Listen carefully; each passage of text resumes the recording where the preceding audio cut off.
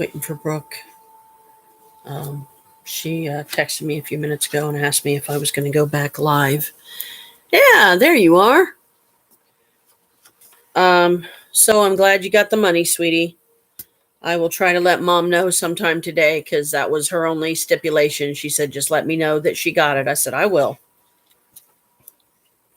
Hello. I've only come up with 7 things so far for the yard sale. Can you believe it? But at least I did get the form filled out to the best of my ability. What about your little cases, your resin stuff? Honey, I've already got that as part of the 7. I didn't know what you might be putting in it, if anything. I got nothing. Okay, because I didn't know if you had any computer stuff or anything like that, so. Well, the only thing I've got is... Sorry, I turned all the words blue. Hang on. The miscellaneous... Didn't mean to. There we go. The miscellaneous grilling tools over there at Mom's. Okay. Those are all mine. But at least I'm trying, though. You know, I'm trying to, you know, get an idea of, you know, what maybe might be going in there. I don't know. I don't know how well you'll be able to see these. You know what? Yeah, I do have something. No, you are not putting Boo in the yard sale, so forget it. No. Unless you want me to kill you and bury you in the yard. I was thinking that, dear. I got him, sorry. The only thing I was thinking is the spare computer that I haven't really done anything with yet. Yeah. See about putting a little better of a video card in it rather than the one that comes on the motherboard. Because I got the monitor, keyboard, mouse, and the computer. She says, I'll come after you if you get rid of Boo. You get him, girl. We'll get him together. It'll be Kalika. The hell you say, motherfucker. I'll dump nair on your head at night when you're asleep. Don't make me go bitch on you. I sent her that one about the cats. Teacher, you have 5 cats and you give 2 to someone else. How many cats do you have? 5. Okay. If someone forcefully takes 2 cats, how many do you have? 5. 5 and a dead body. Yeah. Yeah, we've already done that one, dear. I know. I sent it to her today. Yeah. Oh, I was going to ask your opinion before we were so Pops interrupted. See, this is the form I had to fill out. I mean, yeah, it's pretty simple. It's, you know, not really, you know, gives the name of the address, of course, the date, which is going to be the 4th, 5th, and 6th of August. So the last day of the yard sale is actually going to fall on Mom's birthday, which I think is funny. The hours of sale, you can have the yard sale from 9 a.m. to 8 p.m. our time, of course. And it says date of previous sale this calendar year. This is going to be our first one, so I shouldn't have to put anything there. And then right below, down after that, it says limit 2 home sales permitted per calendar year. So this other form is blank. It's just like this one, so I'm not even going to bother filling this one out until it gets closer to that time to do the second one, which is probably going to be... I hear you. Yeah, if he was going to go anywhere, I'd send him to you. Boo. Because we're going to be doing the first one August 4th, 5th, and 6th. The second one, I will probably end up doing the end of September, most likely, because that's probably about when the changeover will occur.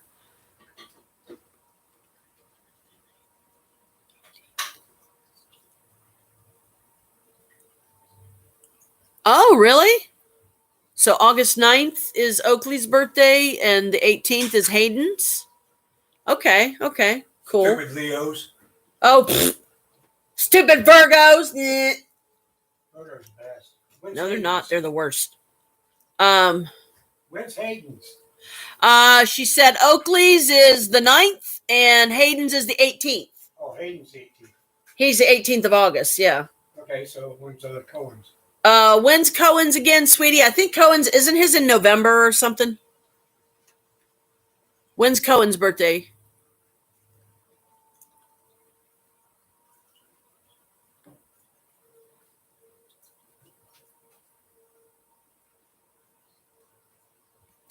Cohen's is the 24th of November. So he's a Sagittarius. So August 9th, yeah, August 9th would be Leo. August 18th, would that still be Leo? That's Leo, dear. Okay, I wasn't sure. Change over is the 23rd, 24th. Okay, and then 24th of November, yeah, Sagittarius. That sounds right. Because I know somebody else that, oh, yeah, that psycho bitch from hell, he double toothpicks. The lady that used to live below us, Paulette and Scott, oh, dear Lord, don't even get me started on them. Woof. Anyway, so yeah, it was a bad situation. She was let's see, bipolar and nuts. She was too loud. I think she may have been schizophrenic, and she laughed about everything. Like, I could say salt, and she'd be like, you know, she was cuckoo for Cocoa Puffs. Okay. She, the building that she's living in right now, Paulette and Scott, Paulette is mixed. She's part black, part white. So she's light skinned, kind of a mulatto colored, black. She's not real dark, and stuff. She does not like being called black. She absolutely refuses to acknowledge that side of her heritage. As far as she's concerned, she's white and white only. So if you want to piss her off, call her a nigger. Nigger bitch, especially. She'd really go through the roof then. But anyway, she used to live in the building here, and everybody hated her. Everybody hated her and Scott. Scott is the more quiet one, but he can be an asshole, and he's Fruit Loop and the cornflakes as well. Get this, okay? They met in a nut house, honey, okay? They met in a fucking nut house. What does that say? You know what I mean? And that's how they got together, and yeah, it was a bad situation. Mm-hmm. So the building that Paulette lives in now is also the same building that our friend Maya lives in. Who, Maya, honey, if you ever see this video, please don't get upset or take this the wrong way. But I know you're a guy. I'm not calling you out. I'm not trying to make you embarrassed or ashamed. Don't be. Be proud of who you are, and don't be afraid to say, yeah, that's right. I'm a guy. So what? I feel more like a woman. So I'm a trans. Leave me alone. Don't be ashamed of who you are, is what I'm saying. But Maya, she's a man, but she looks more like a woman. She sounds more like a woman. She considers herself a woman. She doesn't consider herself. Now, does she have her hoo-hoo down her progenitive organ? I don't know. That's too personal. But anyway, it's not something I'm going to ask. Maya doesn't know that I know that she's a guy. And I only found that out through the grapevine. I'll just say that. Other people that know her, they're like, yeah, she is. I'm like, oh, okay. Because I have my own kind of feelings that she might be, but it's a very delicate thing. You got to be careful because you don't want to offend the person. You don't want to upset them. And I certainly don't want her to think that I'm judging her because she's that way. I don't. I know trans. I have some transgender people that I know, and I don't judge them, so I'm not judging anyone. But you can only do, back to the yard sale, more positive. You can only do the yard sale for 3 days, and you can only do 2 a year.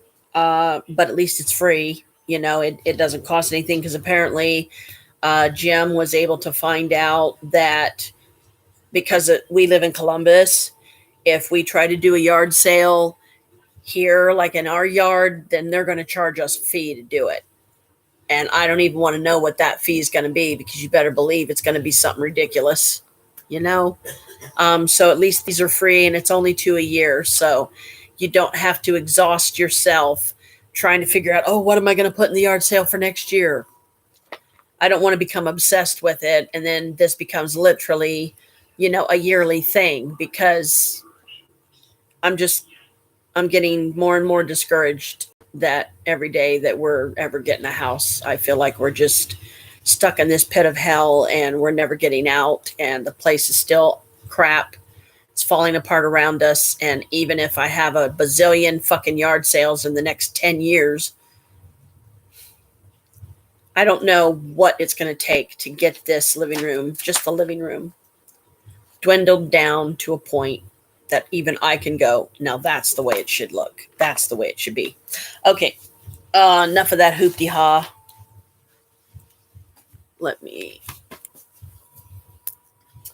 I'm glad I wasn't doing a live earlier, because I was on here having some emotional moments. Let me put it that way, where I was crying a lot. And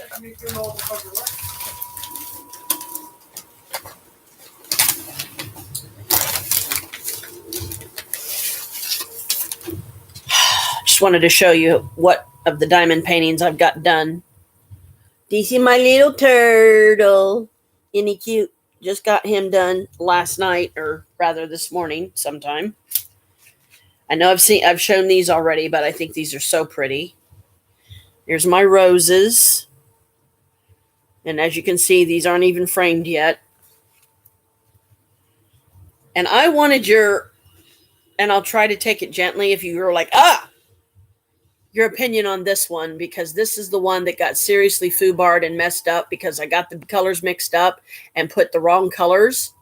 And from like this section generally right in here up is the colors it's supposed to be. And from like here, that's regular colors. But when you start getting down in here and stuff, that's not the colors that's supposed to be in it. Especially look at that. You can tell that's not right. That's because I didn't label them. There's another butterfly here, but you can barely see. See, you can't even, or where is the butterfly? No, I'm sorry, it's over here. See, you can't even tell there's a butterfly there unless you put it at a certain angle. You can't define you like that? Because I figure, it's like you can't, the lines are undefined. Because see, but thank you, I'm glad you like it. I just don't see it. Would it be right to even sell this in a yard sale? I mean, should I charge like $1 because I messed it up so bad? I don't want to charge like $5 or $10 for this thing and people go, what is this? And then I'm all hurt because it's like, look, I call it one of my happy mistakes. I didn't mean to do it that way. It happened that way. And this is why, it was not intentionally done, but it happened that way. I found the beads to my crescent, my little tiny crescent one that's the same size as the little turtle here. I don't know what price should I put on these then for the yard sale, because with the yard sale, you're not, it doesn't seem right to charge a high price for something that small, especially if the person has to go out and buy a frame for it, right? Now, if you provide the frame, then I can see the sense in maybe charging a wee bit more. Hello, mystery person, if there actually is one on here. Blessed be. Thanks for coming and checking out the channel. No negative comments. Hit the like button. Smash the icon bell so you can get notifications. Be a sub. Don't be cruel. I just call this Janelle's random world of random, because that seems to be a lot of what I do is random stuff. At least right now.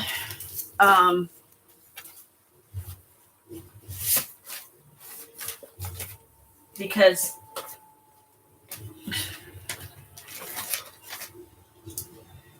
believe it or not, I've had very few yard sales in my life.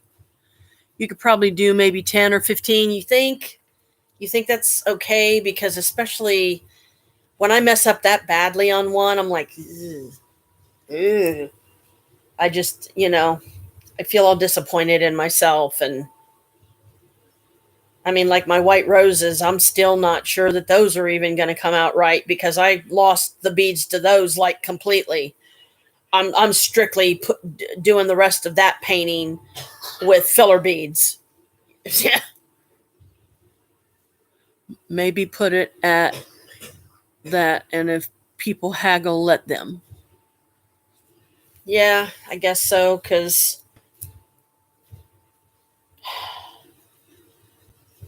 um,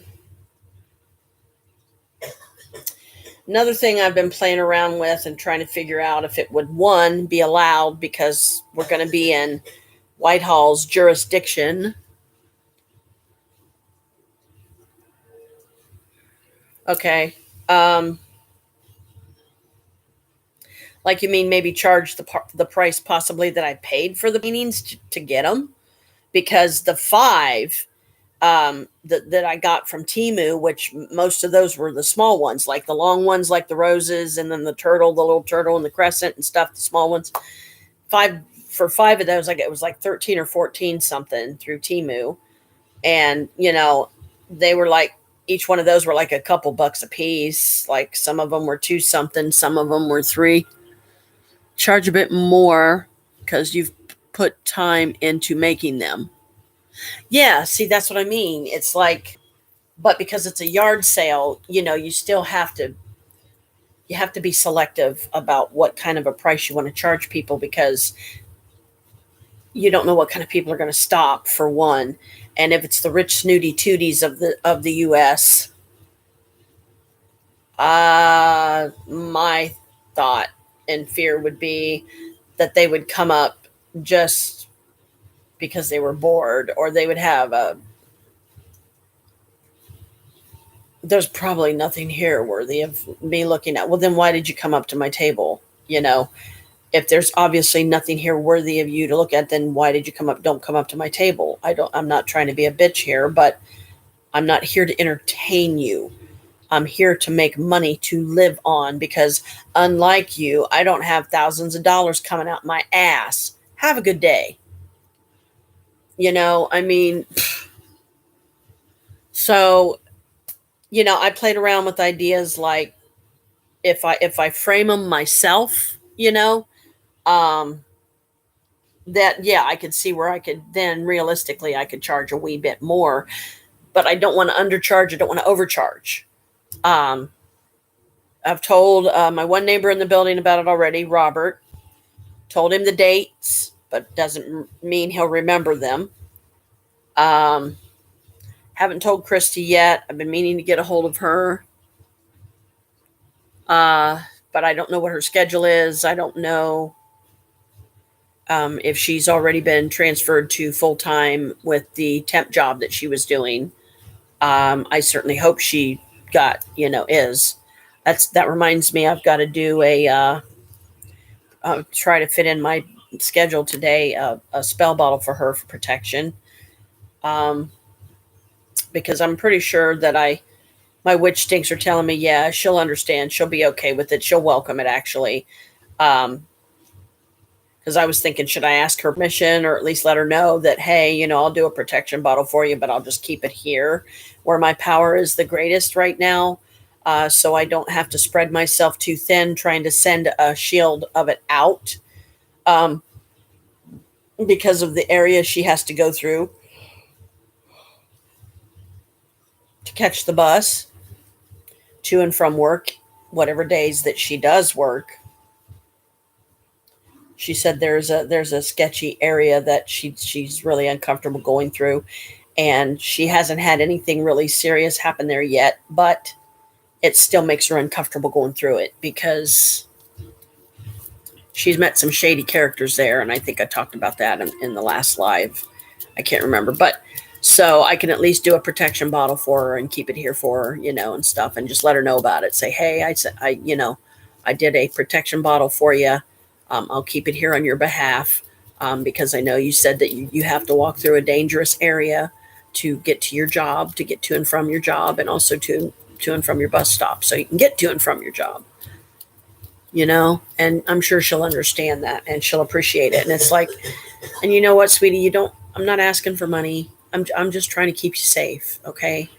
I'm just trying to help. Um, I know you're struggling with money just like a lot of us are. I'm sorry that what you got only turned out to be like $66. I hope that's enough. that it'll be just that little bit more, that'll keep you guys going for a little longer. And I don't even know what I'm gonna have left, myself to live on, even for like when we get our checks again. I just don't know. Because I'm behind a couple payments, and like I said, at least 2 of my 3 credit cards. I'm hoping that my payment isn't due for Merrick until I actually get my check, because I don't want to miss that payment, because in September they're going to up my credit line to $1,400, and then me and Maria are spending a weekend at Ravenwood, and I'm paying for it. She don't have to pay anything. Like if she wants to pay for gas or towards gas or something, that's great. I will greatly welcome that. But I'm paying for the room for the 3 days. We're going to get one of the cabins because it's just easier. I'm just sorry you can't be here to enjoy it with us, sweetie. We'll do a live. We'll do a live.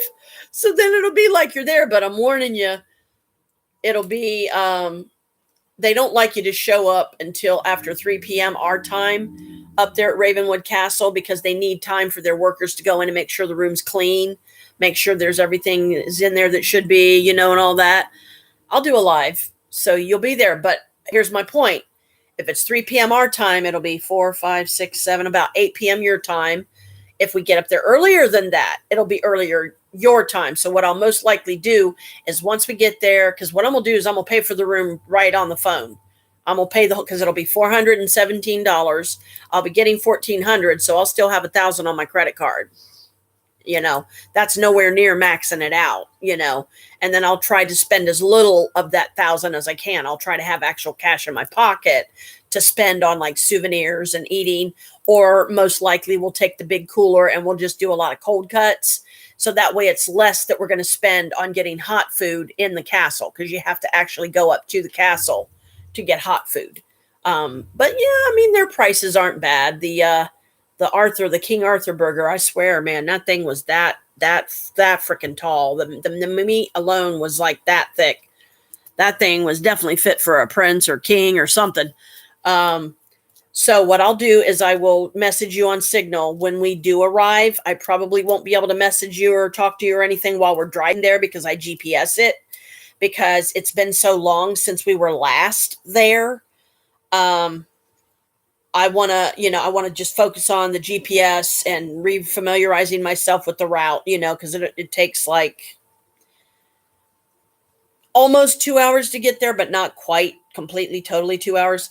But if we get there early, they will allow you to get there early, and you can just mill about the grounds and everything. They have a little lookout area. You can go sit. Knowing me, I'll probably sit there and smoke some of my pagan mix, just kind of kick back and close my eyes and listen to nature. They have table and chairs out there. Knowing me, I'll have a little bag or on my shoulder or something, and I'll have some wipe-its in there or something, and I'll wipe down the tables and make them real nice looking again. Maybe even break out a candle or two and light it. Maybe light some incense just to say hi to the spirits there, because they love me. I've already been there a couple times, and they love me. They can't wait until I come back, especially Pan, because Pan is there very strong.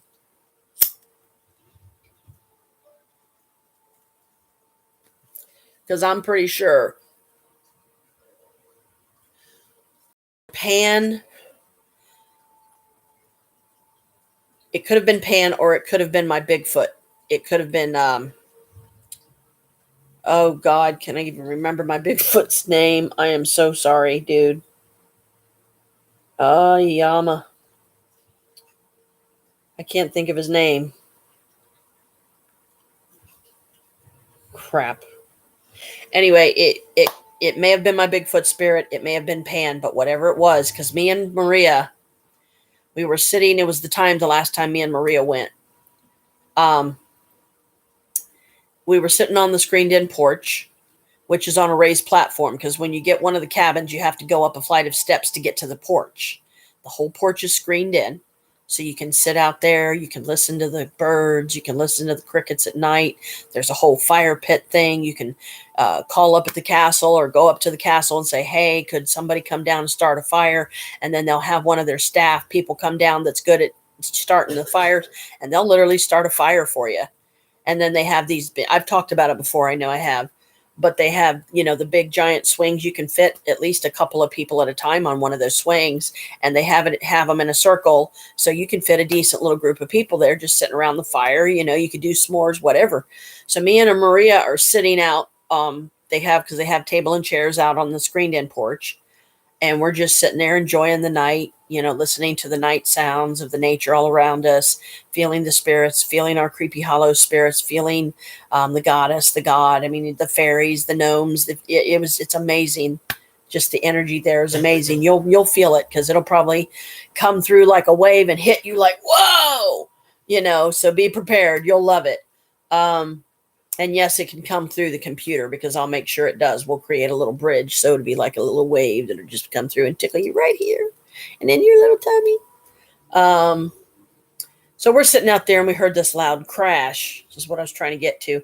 Heard this loud crashing sound, like something was literally tromping through the woods. But we're looking around, and we don't see anything, because we're thinking, what kind of animal could be making that sound? Because, I mean, this wasn't like small twigs breaking that we were hearing. This was something big. And I'm like, oh, shit. But at the same time, I'm also like, oh, who's out there? Hello. So we just kind of listened for a minute. It didn't last very long.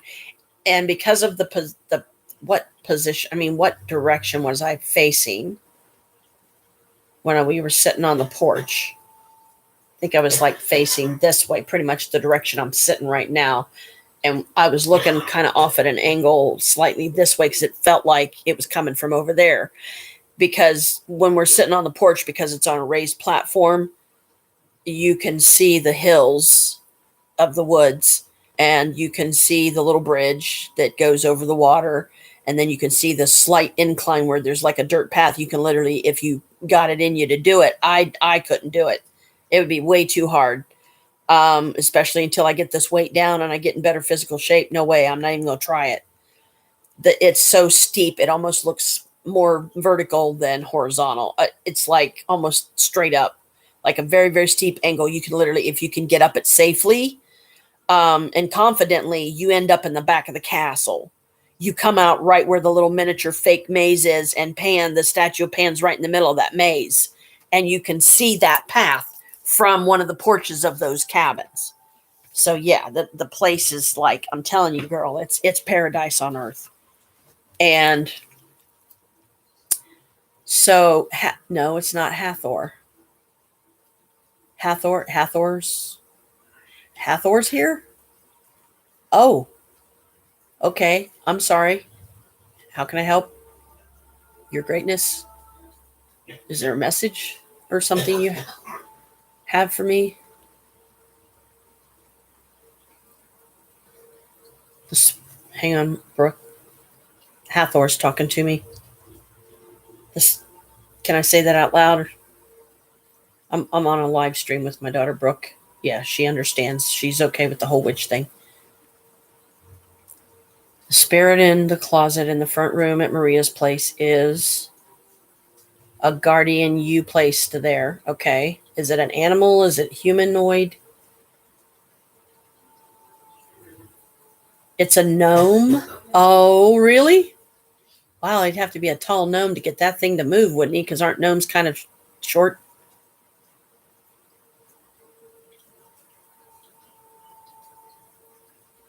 Okay, let her know that it's just a guardian spirit that you sent to keep the bad spirits out. Okay. Was that all, or was there something else?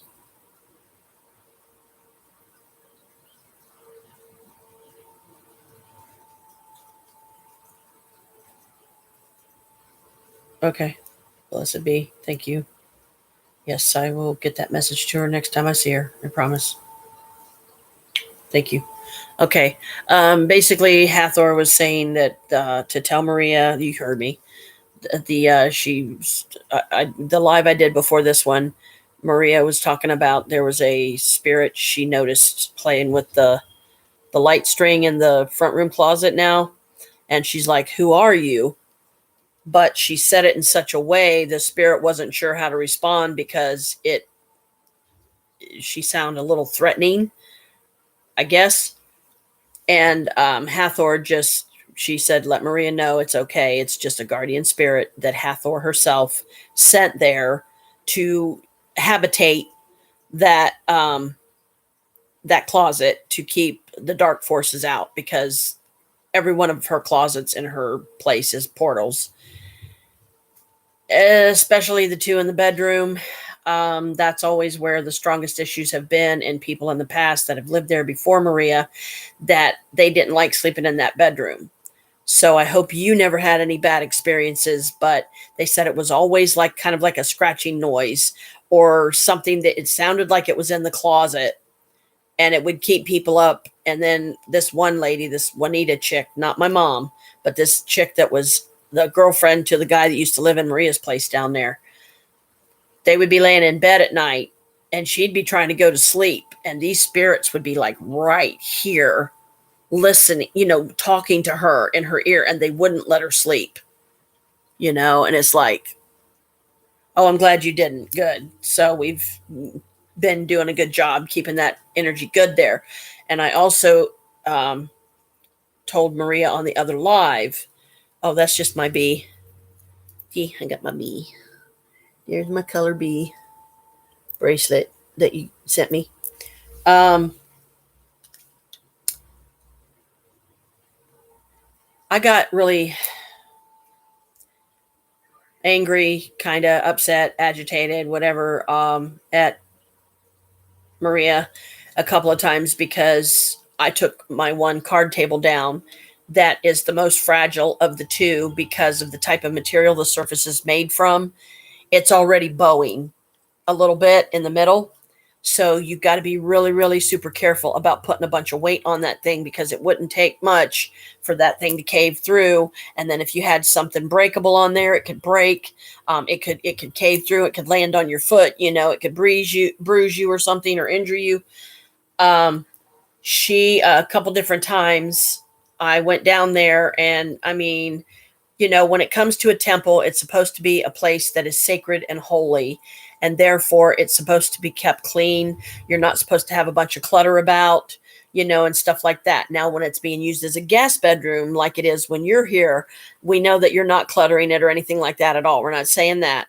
So don't think that, okay? They understand that, okay, you're just putting your stuff about, if you need to or if you want. But, Maria, it seemed like she was just, for some random reason one day, decided to start pulling random things out of her closets in the bedroom and just leaving them lay Harry-carry wherever in the very room that I am busting my butt trying to keep the negative energy out of, only for her to do stuff like that, which is disrespectful.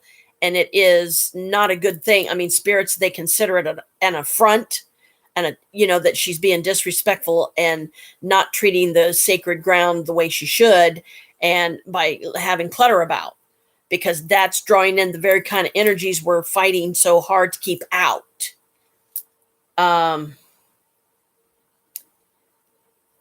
Couple times I went in there, I had taken two of the chairs out of the trunk of the car so her and I could both sit comfortably, because originally I took that table down there so we could do our diamond paintings together. It would give me a break from the cats bugging me constantly when I'm trying to do them up here. I would be able to sit in an air-conditioned room with the door shut. I mean, it was always quite comfortable for me down there. But Maria, as you know, she has a bad habit of, she likes her body temperature to be a super, super hot temperature where she'll wear multiple layers, and stuff like that all the time. And, she's not thinking of her cats the way she should. That, oh, wow, no, it's saying we got 3. Hello, mystery people. What's up? She, she's doing things that are agitating, irritating me. She's piling stuff on that table, and every time that I went down there and I saw something piled on my card table, I took it off and put it on her bed or put it some on the floor or something. And the 2 chairs that I took in there, first I took the blue one in. Now the blue one actually may be hers, because she may have bought it from Sam's Club. Because she bought me if she did, she bought me a red one and she got a blue one. Because she loves the color blue. So I took the blue one in for myself originally. And for a while there, I was sitting, usually facing the north direction, which is my direction of power. So it's my preferred direction. And I would do my diamond painting, and I would move my case to the side as much as I could, my bead case, so she could sit down on the other side and do, set her stuff up. I would go down there. I would have to sit my case. I'd have to close it, sit it on top of her fish tank, which she still has the heater on. She still has the pump running. She still has the light on. There's no fish in it.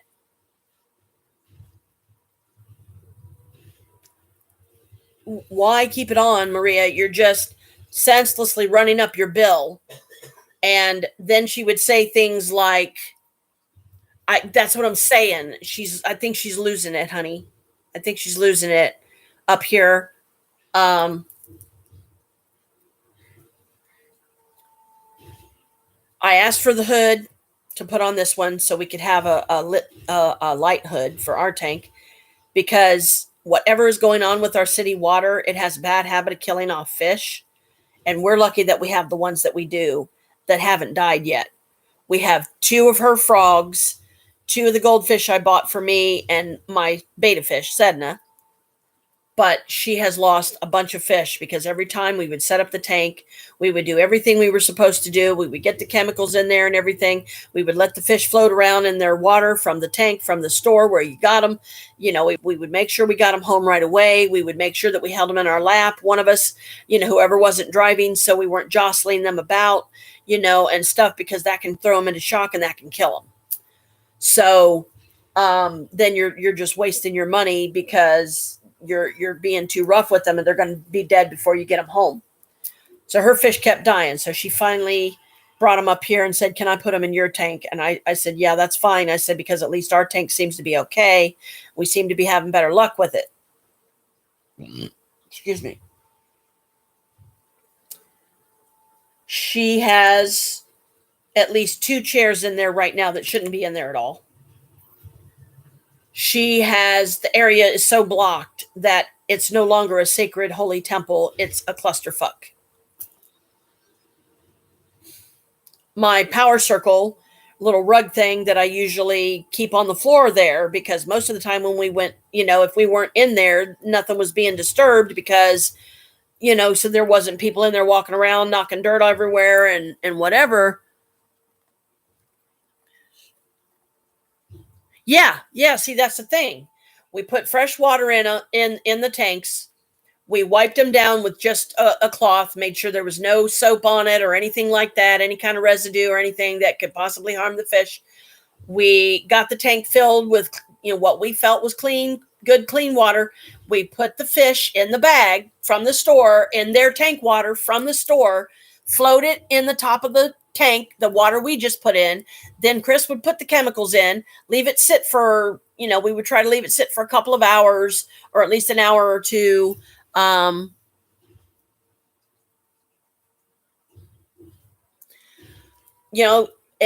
may have been some of it, but whatever that was, we've been having great success with the tank up here, but downstairs she just wasn't. So that's what I mean. She's not thinking. You would think that she would be able to rationalize that there's really no reason for her to still have the tank running if there's no fish in it. Why not give us the hood with the light? Why not give us the decorations so we can put them in this tank? They're just sitting down there. They're just something to look at. She's running her bill up for no reason.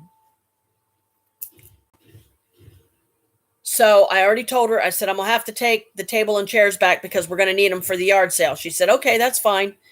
Other times I've gone in there, it's like she had all her shit on my table and literally took the whole damn thing over. So there wasn't even any room for me to set any of my stuff. She just felt like, well, this is mine, so I'm going to take up the whole table. And that pissed me off because it's like, Maria, I didn't bring that table down here for you to do this. You can at least have courtesy and respect that I brought this down for both of us, but you're taking up the whole damn thing. That's rude, and it's like, because I was trying to go down there more often, I would try to at least leave a painting down there that I could, stand to be without. and then just strictly work on it down there, especially if it was a painting I was doing for somebody else. So when she was up here earlier today, I talked to her as gently as I could about it. You know, it's great that you're cleaning the altars the way you are. The fish, listen to me. The spirits love it. They absolutely love it. Good for you. But you got to keep the whole room clean too. You can't have a bunch of dirt laying on the floor. You can't be dragging a bunch of stuff out of your closets because you're looking for a picture of Kenny. I finally found an easy way to talk to her about and advise her about how many, because I didn't think that there was anything wrong with it. I didn't think that it was insulting in any way, but so I didn't mean to let her think that that was okay, because apparently it was not, but we have since corrected it. You remember her one little table that had, you weren't here, you didn't see it, I don't think. And I can't remember if I ever panned the camera down to where you could see it, but she has this little, I think it's like a puzzle table or something, that a friend of hers got her, but it's real low to the floor. She had Catholicism and Jewish on the same table together, and Buddha. And apparently, you know, having Wiccan stuff in the same room with those other religions, it caused something bad. It caused a negative sort of vortex of energy because the religions didn't mix. I was not intending that at all. The last thing that I would ever want to do would create a vortex that would bring in bad energies like that, because then that's putting everybody at risk, and it's making me the fool and the idiot. And I've been doing magic for 32 years. I've been a POTC for 32 years. I know what I'm doing. So I feel absolutely horrible that I did that. But when enough people said, Janet, this is not right, and if you tell her to clean that stuff off of there, then the problem will go away. So I thought that through, because of how easily she can be hurt and how fragile she is mentally. So I just put it to her this way. I said, sweetie, I said, you need to pick one religion, just one, for this room, and stick with it, because apparently the mixing of that many types of religion in the same room is not a good thing. And I'm sorry that I made you think it was okay, because I honestly didn't think that there was any harm in it. It gave her comfort having those icons there because of the bad experiences that she has had, you know, especially when that really bad, nasty spirit picked up Jack and flung him across the room and tried to kill him. I was not there to witness that, because most likely that would not have happened if I would have been there. Because if I would have felt an energy like that, and I would have seen Jack start rising off of I would have grabbed him and no, you don't. What are you doing? You don't touch this cat. This is her most, you know, she's closest. This is her baby. Who are you? What are you doing? You don't do that. It was whatever this energy was, it was literally trying to kill her cat. Kill the one that she was closest to, because it would hurt the most. Okay, and I'm like, and that's when we had to triple bless her apartment to cast that energy out.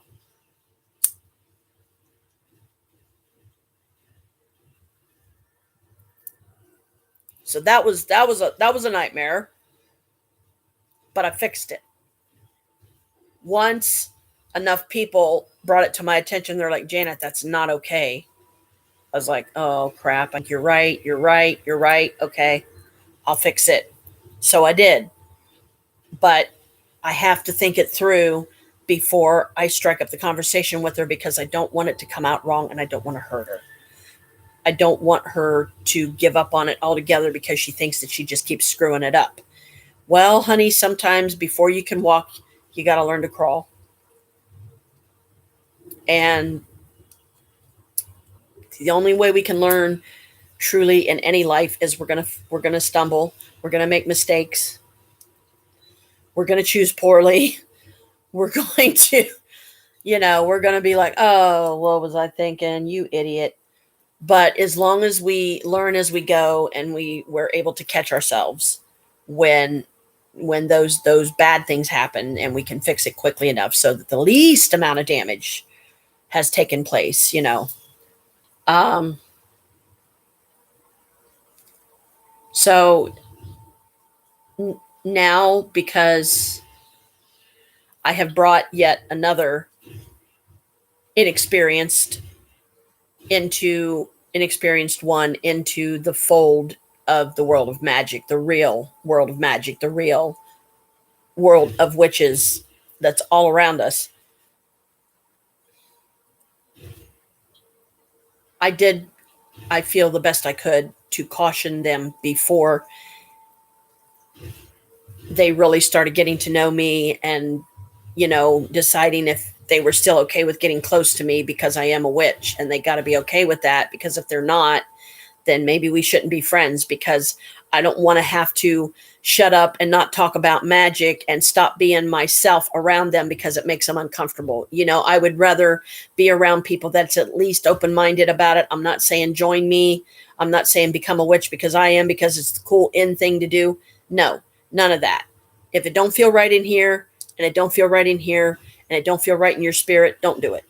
Just don't. Just don't. Um, but try to be open-minded about as many of the religions as you can. I'm not saying you have to be open-minded about all of them, because there's some out there that, ew, I would never do that. That's ridiculous. That's horrible. But as long as it gets you down the spiritual path that you're supposed to be on, so that you can learn the spiritual lessons you're supposed to learn, then that's the path you should be on.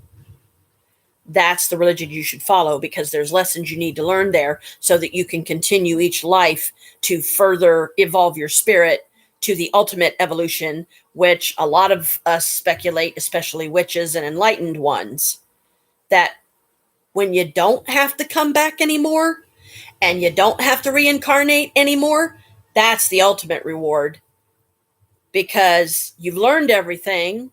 You've been everything, you've seen everything, you've done everything, you've experienced everything, you've evolved to the highest possible level. What's left? Why go back to a world that, among however many are out there, that we may never even discover? Earth is among some of the most painful, traumatic, but can also be most rewarding if you're strong enough to survive it. And let's face it, that's easier said than done.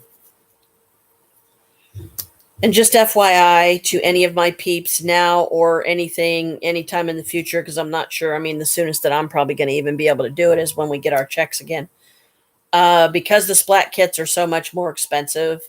You know me, I prefer my blue purple when I can get it, but I'm thinking about going blue black again. So some future live, you might see me with blue black hair, and it really brings out the goth in me, and it's like, whoa.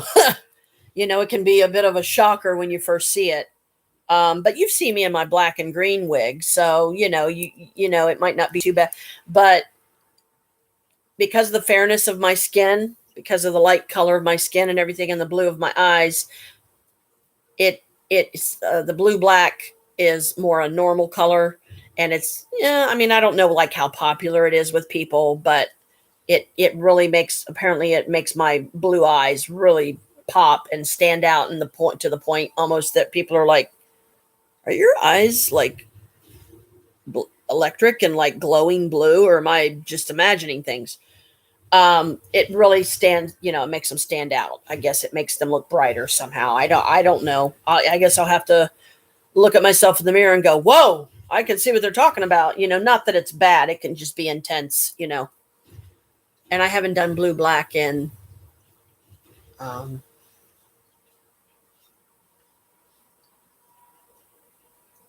well, let me put it this way. Edna Skeen was still alive when the last time I think I actually recall doing a blue black hair color. Edna, she was the lady friend that used to, lived across the hall from me here before me and Chris got together, I think. Because I don't think he ever knew Edna. I think during the time Edna was still alive and still around, and she still lived across the hall from me, I was living here alone. my brief little moments of having this my freedom and independence and having this place to myself. Um, where it was just my apartment. Because in the end, the last place Edna lived in this building before she got finally transferred to Whitehall Manor, which is an old folks' home that I actually, my mom was in uh, when she fell down and broke her wrist one time at the old place on Santa Maria, and they were screaming um, elder abuse that they basically made it sound like one of us just took her wrist and went and purposely snapped it and broke it. No, she was sleeping in her rocker chair one day and she got up or something. She misstepped or her leg was asleep, or I don't remember exactly. She told the story of how it happened, but she lost her balance or something. Down she went. There was nobody around to help her up, and it ended up breaking her wrist and fucked it up. So we got her to the hospital and everything. She was in the hospital for several days. And then while she was in the hospital, we're thinking, oh, they'll be letting her go home soon.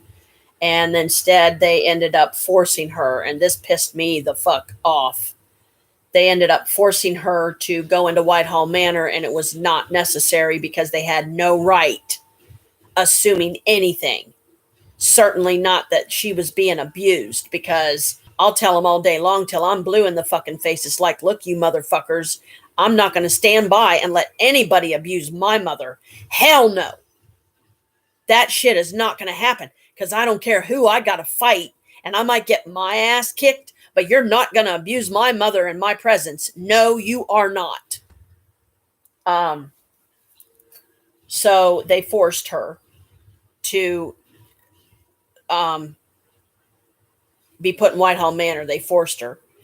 And she was in there for, I want to say, about a week or so, and she hated it there. They put her in a back room, far away from everybody else. She didn't even have a fucking roommate. They would pull this, like this, they had this wall that they could pull out or whatever, I guess, to cordon off the room. Exactly. Um, but they could literally pull this whole retractable wall out. They were trying to forget about my mother in that room and could care less, could give two shits if she lived or died. And one thing, probably the thing that enraged me the most, that mom said happened to her. What stupid motherfucker comes into an elder patient's room at 3 o'clock in the morning while she's sound asleep, wakes her up because he swears up and down that she needs to change, her diaper needs changed because they put those adult diapers on her while she was in there. And what he was actually doing is the son of a bitch was trying to rape my mother. And I'm like, what? Oh, don't ever let me see that motherfucker's face, because I will rip his junk off and shove it down his damn throat and laugh while I see him bleeding to death because I just ripped his dick off with my bare hands. I was furious. I was fucking furious. I'm thankful that she didn't tell me that happened while she was in there, because I would have hunted that motherfucker down. I would have had one hell of a verbal bash with him, and I would have pointed in his face and said, if you ever touch my mother again, if you ever come into her room like that again, I will end you. I will make you lose your job, and you will get assault charges and attempted rape on your ass. I will own you, motherfucker. You don't do that to my mother or any other elder in this place. I don't care if I know him or not. You don't do that. So I was over there every single day that my mom was in that place to make sure nobody was abusing her, because I wasn't going to stand for it.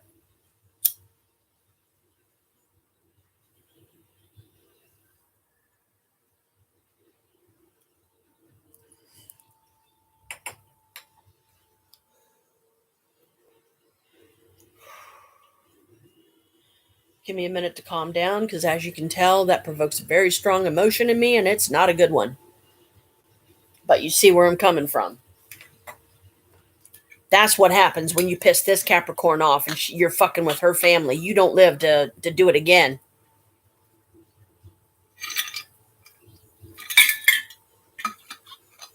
Just ice water. Trying to be good. And, drinking more water still.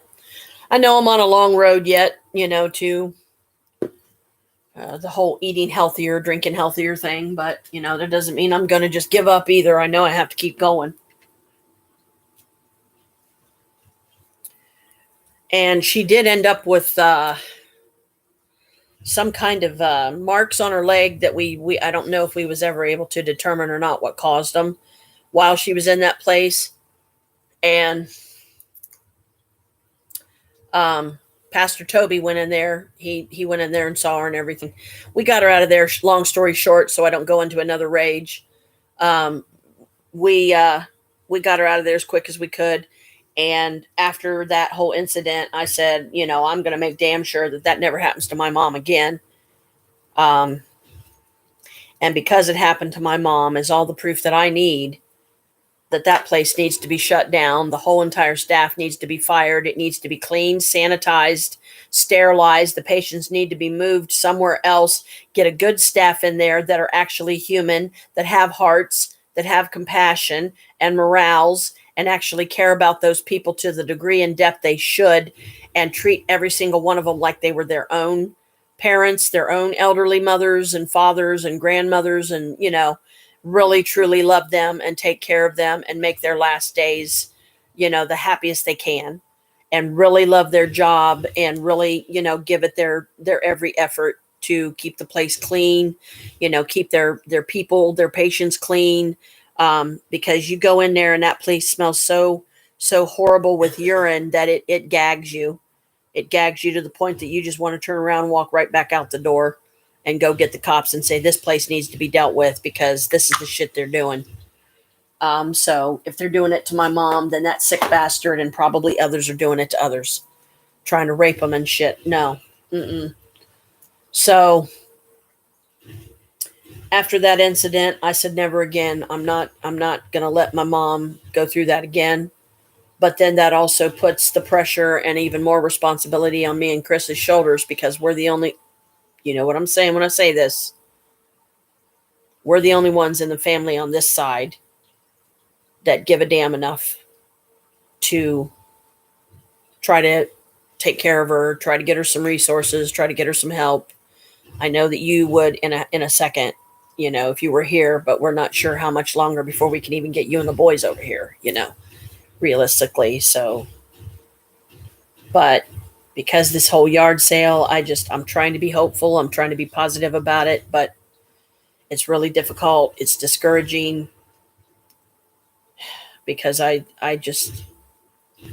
want to get these credit cards paid down, and I just don't know how, because being a Capricorn, we thrive on challenge sometimes. And yes, we do tend to bite off more than we can chew. And, I just really wanted to see if I could handle 3 cards and was confident that I could. And well, I found out I was wrong. And now I'm in this conundrum that I may still end up losing 2 of them. Or when I call them on the phone and tell them, look, this is the best that I can do. If you guys are willing to stick with me and you're okay with this, and, I want to make it known here and now, and I want to change it here and now, and I want you to send me an email to my janetfeinstein@yahoo.com telling me that it's been done so I can keep it for my records, have it printed out, put it in a folder so I know that, so you guys can't turn around and renege on it later.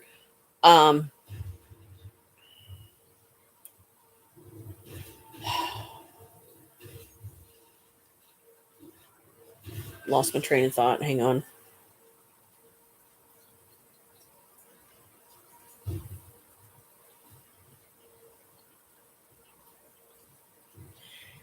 Basically them saying that they agree and they're okay with me paying $100 each month towards each card, in which case I'm going to be cranking out $300 every month on each card until they're paid down. So that's $300 I'm not going to have for anything, because I really want to commit to getting these paid down. And if this is my only way and my best chance of doing that, then I want to do it. But I'm gonna call each individual number and say, look, this is my situation. This is what I'm trying to do to make the extra money. But because it's a yard sale and because I can't charge really high prices plausibly and realistically, I don't know how to make this money, because if I can't go out and get a job because I can't stand for more than 30 minutes at a time, and it feels like somebody's breaking my back in half, like literally breaking me in half. I can't work. I'm on SSI. I'm trying to do some, random things from home. I'm trying to do yard sales. I'm trying to make every little bit that I can. But when you're talking 3 credit cards, it's not that easy, to get them paid down when the money's difficult. You're really, because it seems like $941 is a lot, but in this case it's really not, because by the time you take the $465 out of that just for rent alone, and then $300 more, that's $700 right there. That leaves $200 if I'm smart and I don't touch it and I don't like order anything. And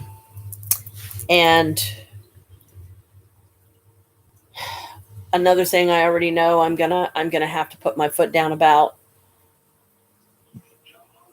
from now on is, and I knew she was going to do this. This is why I tried to avoid Maria finding out about the Temu site, because she's got money to burn. I don't. She's sitting on thousands of dollars in one of her accounts. She could buy probably $1,000 worth of Temu stuff, and she would have shit for a while. I'm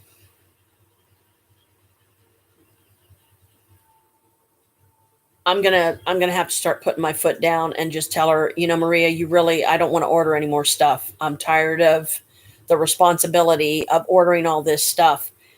That's why I, decided that, hey, since I'm the one doing all the work here, I'm the one doing all the ordering, I'm the one loading the money on the card sometimes, I'm the one that's, punching in the information so they know where to ship it, they know what name to ship it in, they know, and what am I, I better get something out of it, because I'm tired of doing this for free when I'm struggling myself to get money. If I had the money to get these items, I would, but I don't. And if you're going to continue to expect me to keep ordering shit for you, then from now on, every time you order something for yourself, you better plan on getting me a couple of things, because I'm getting something out of this, or I'm not doing it anymore. Because I've got other shit, better things to do with my time than order a bunch of shit that she really don't need. She just wants it because she wants it.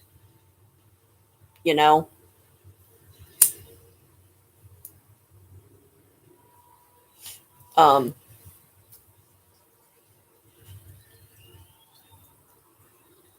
and, the same with Robert. It's like, look, if you want to order some stuff from Temu, I will do it for you this one time. But don't ask me to do it anymore after that, because I'm tired of being the one to order shit for people around here, because y'all don't know how to do it yourself. And Maria certainly don't have the mental capacity to even begin to know how to order shit. So if I'm going to be ordering shit, then I better get something out of it from her, or I'm not doing it. Period. I'm just not. Because it'll save me money in the long run. It'll save me from spending money that I'm trying so hard to hold on to. So I'm not broke every month. And I actually have a little bit to live on. So, when this order from Temu comes in that I just ordered for her, and I think I got some stuff from Amazon too. That was the most recent order. And I believe I did that one like last night, and it was like $37 and something. And she was up here earlier, but I didn't say anything because she didn't bring it up. So I didn't bring it up. She got me 3 diamond paintings. I got Stitch. He's in rainbow colors. That one I'm doing, getting exclusively for my daughter, Alicia. I don't know when I'll get around to doing it. But I want to get it, because I would rather get it now and have it sitting around for months before I get around to it, than not get it. And then by the time I finally decide to get it, they don't have them. They're sold out, or something. I'd be like, no. And and then the little black and red dragon, because I'm pretty sure it's a baby dragon, kind of like my rainbow one that I named Norbert. Yes, after the one in Harry Potter, because Hagrid named him Norbert and he had rainbow colors in him. He was a Norwegian Ridgeback, I think, is what Ron said. And I was like, Norbert. I'll name him Norbert. What the heck? So I named him Norbert. That's the one that I opened of the two that I have of that one. So I've got three. I decided on 3 diamond paintings, and I got her a thing of crystal cages. And what else did she have me get her? A thing of crystal cages and something else. Because she's wanting to get a little tiny crystal cage like this one, so she can put her Moldavite in it so she can start wearing it all the time. So far, so good. I haven't felt so overwhelmed by this yet that I feel the need to take it off. But I promise, when I feel like, okay, I need to take it off, I'll take it off for a while. I promise. I'm not gonna. I certainly don't want to overwhelm myself any more than I already have. um,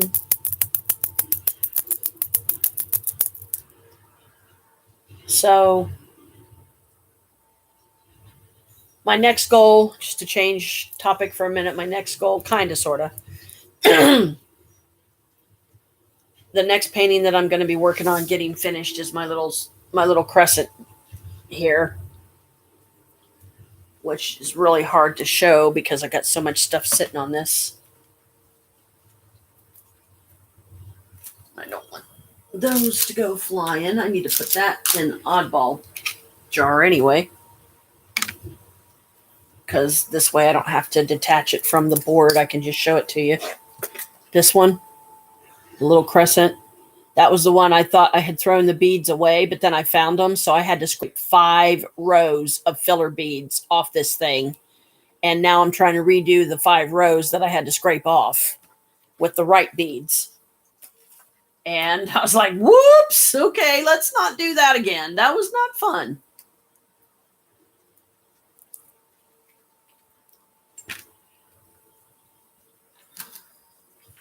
Whoops. Oh, another random as far as the Harry Potter world and the game. I made Chaser for Gryffindor. So I'm actually official chaser of Gryffindor now. The Quidditch game, which surprised me, but it really didn't. I'm like, I got this. But I hope the energy is still, reaching you okay. Because when I did the whole financial part of it for you, I tried to do protection too, to get rid of these damn trolls that are just pissing in our Cheerios, and we're tired of it.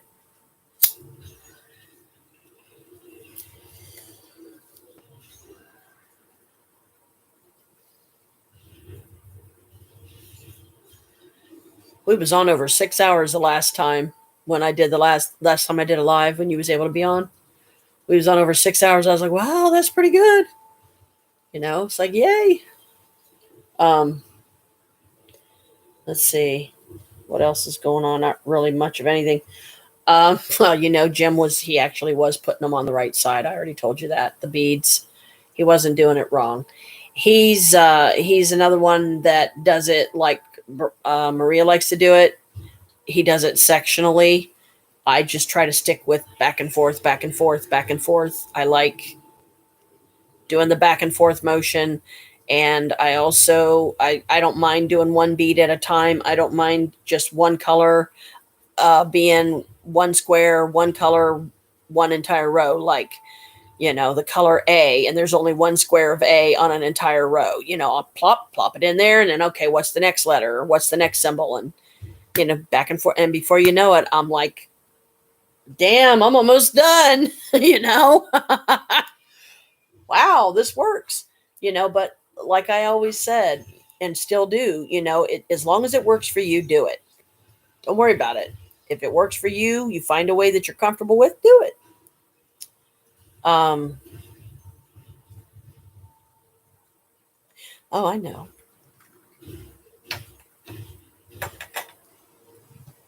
I'm going to go get a couple of our favorite books here.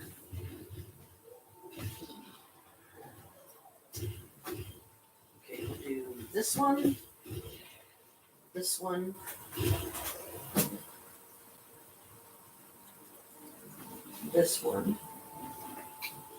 Yeah, let's do these two. Okay, now what did I put in here? Did I put the crystals? Yeah, I put the crystals back in here. Okay, I wanted to make sure. I haven't done these in a while. Okay. Spell a day. Let's see what spell we have for July 24th. Protection spell. The irony, right? Charge a small stone of Saturn correspondence to carry with you as a charm of protection. Black tourmaline.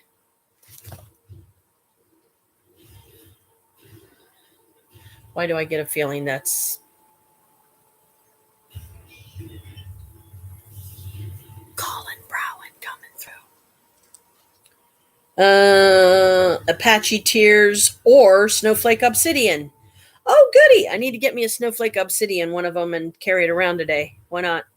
Or find any dark colored stone in the earth that feels solid, stable, and strong to you. Find a quiet outdoor place and sprinkle a circle of salt on the ground, large enough for you to sit inside, and hold your chosen stone. Close your eyes, ground and center, drawing earth energy within you. Visualize rings of energy swirling around the Saturn stone you hold, building and increasing to surround and emanate from you. Within the rings, you are strong, solid, secure, and shielded from harm. In the future, whenever you feel the need for extra protection, hold your stone to assist you. Oh, now come on, sweetie. That's one that even you could do. You ought to try that one. Seriously, you ought to try that one. Go ahead and later on, sometime when you got the time, go back and listen it through and write it all down, sweetie. I really think you should try this today if you can. Why not? It might help. I'm certainly thinking about doing it, and I know I got some black obsidian around here somewhere. Don't know about black tourmaline, but okay. I don't know where I left off at, so I'm just going to read the 4 that's on this page, so forgive me if I've already read them. And I'll read the 4 on the next page just in case. This is the 30 Days of Enlightenment, Creepy Hollows. Day 11. Associations, white and chocolate. Mantra. Enraptured through the great ways of the channels, gifted through my magical quest, I am awakened to the sight and sound of all that cannot be seen or heard through the mortal senses. Protection. Wear any vessel or article of clothing that is in the shape of a triangle or has a triangle on it. Take a half a cup of freshly ground cinnamon, mix with 1 tablespoon of freshly ground black pepper, and pour the dry mixture into 1 cup of extra virgin olive oil. Place the mixture in a window of a room in your space you will frequent throughout the day. So there's another one that might be good to try. Day 12, association, orchid and eucalyptus, mantra. Lighted through the pathway of one's mind and mental processing, allow me to uncover the possibilities that lay hidden from my central view. Protection. Place these objects in a small vial or container that you can keep on your person throughout the day. 1 small piece of copper, you could do a penny. 1 small piece of iron. Write the following energy spell and place it in your pocket. Spell words go. Surround me with the powers of the guardians of my ancestors. Show me they are still in the interest of my bloodline and will keep me from harm. Day 13. Associations, pear and chamomile. Mantra. History teach me the lessons you reserve for those who willingly dash to your feet. I am all ears. I am all ears and eyes to know the secrets held for those who can only appreciate their meaning. Protection. Draw your version of a six-pointed star and place it in a window. Write the following energy spell and place it at the foot of your bed. The words go: ethereal blessings from the dimensions around us, grant me the favor of your careful eye and swift hand to keep me safe from all malignant forces, meaning bad. Malignant meaning bad. Carpal tunnel's making my hand go numb already. Day 14, associations, silver and lime. Mantra, inspire me to know the truths of self and world as I find myself knowing the magnitude of the power of nature and all her glories. Protection, draw an egg on a piece of paper and decorate it with pictures of things that represent the things you desire to enhance in or about yourself. Then create a mixture of 1 tablespoon of sugar, 1 tablespoon of salt, 2 tablespoons of cat's claw, and 1 cup of mineral oil in a container that you can place safely in your bedroom overnight. Next 4. Day 15, associations, apricot and rose. Mantra, balance within me the good and the bad, the eager and calm, the angry and peaceful, and the stale and hopeful. Keep myself in constant balance of my emotions so I may reap the benefits of neutrality. Protection. Wear any vessel or article of clothing that has flames or has flames on it. Write the following energy spell and place it under your bed.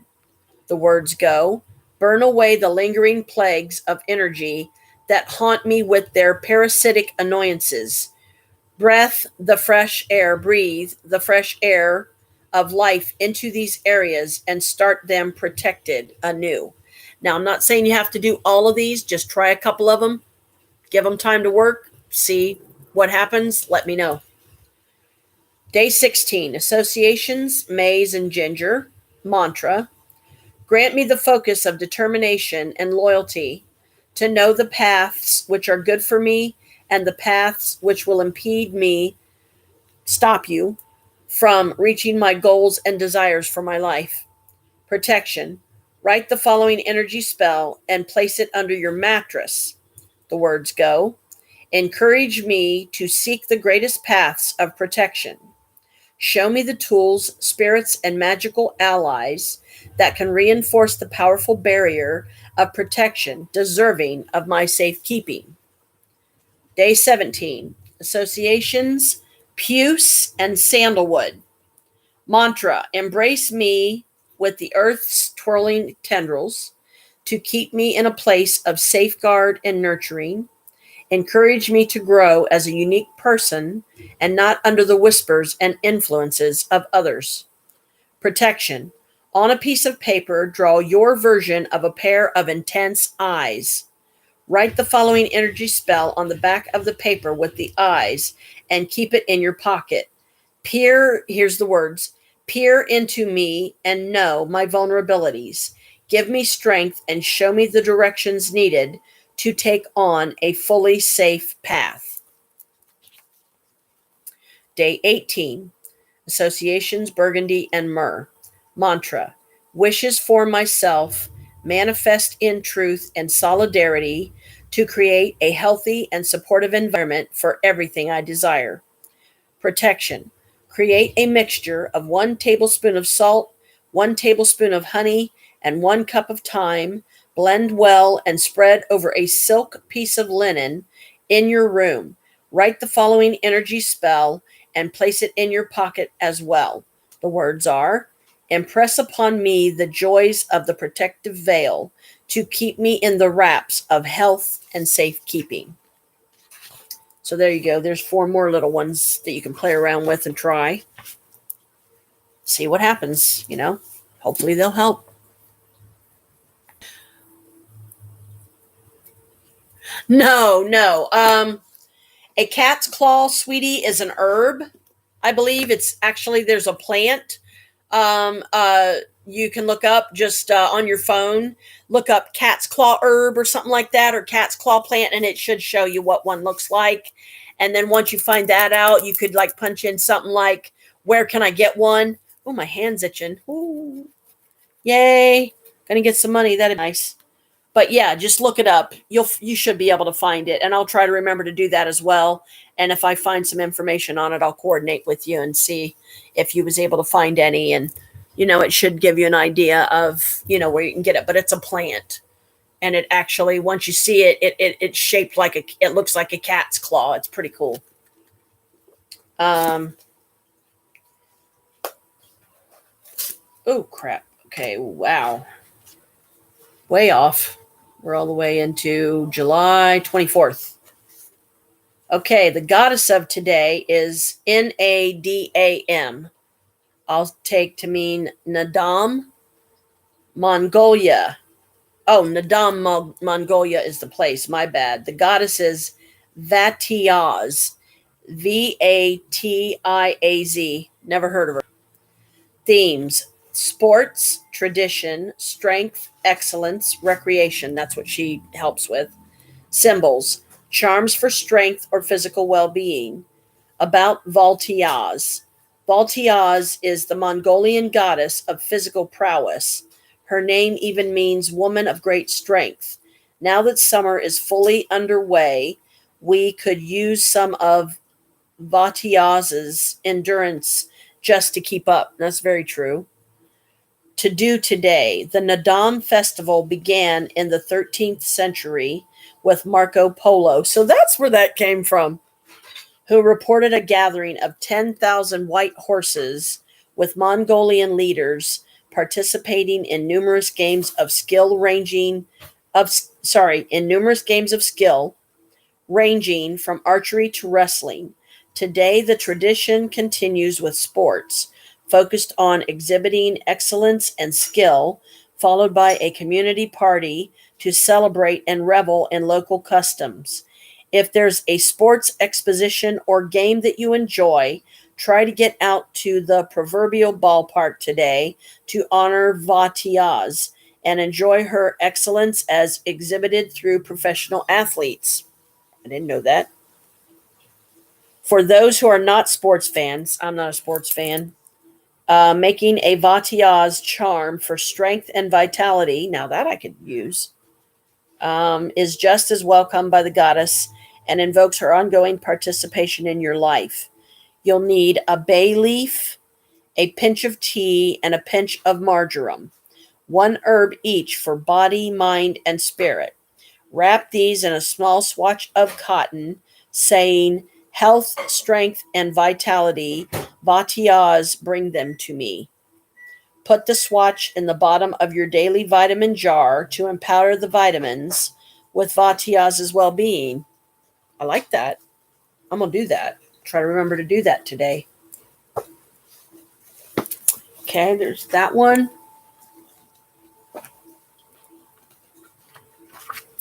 Spirit keeping. Getting entities for a specific purpose, the expectations and the outcomes. Expectation and outcome can be two different things, though usually with spirits, they are providing you support and assistance in the best manner possible. Be sure you know the signs from slight and impressive manifestations. For example, if you want to keep entities who will provide you protection, what can you expect? This is a common question and one that you should fully understand before you buy an entity for protection. If a seller tells you that their entity will jump out and fight for you physically against a physical attacker, no matter what, you need to close the listing or web page and keep going, as this is simply not the case. This is not possible, at least not with any spirit that you are going to encounter on this realm. Anyone who tells you that no matter what happens, who it is, or where you are, that your guardian will protect you against physical damage or death is a liar, and I'm sorry to just come out with it, but it's true, and as a collector, you should know it. I will try to the best of my ability to explain to you how a guardian or protective spirit works. Can they stop someone or something from hurting or killing you? Yes, they can. Will it be every time, no matter what? No, it won't.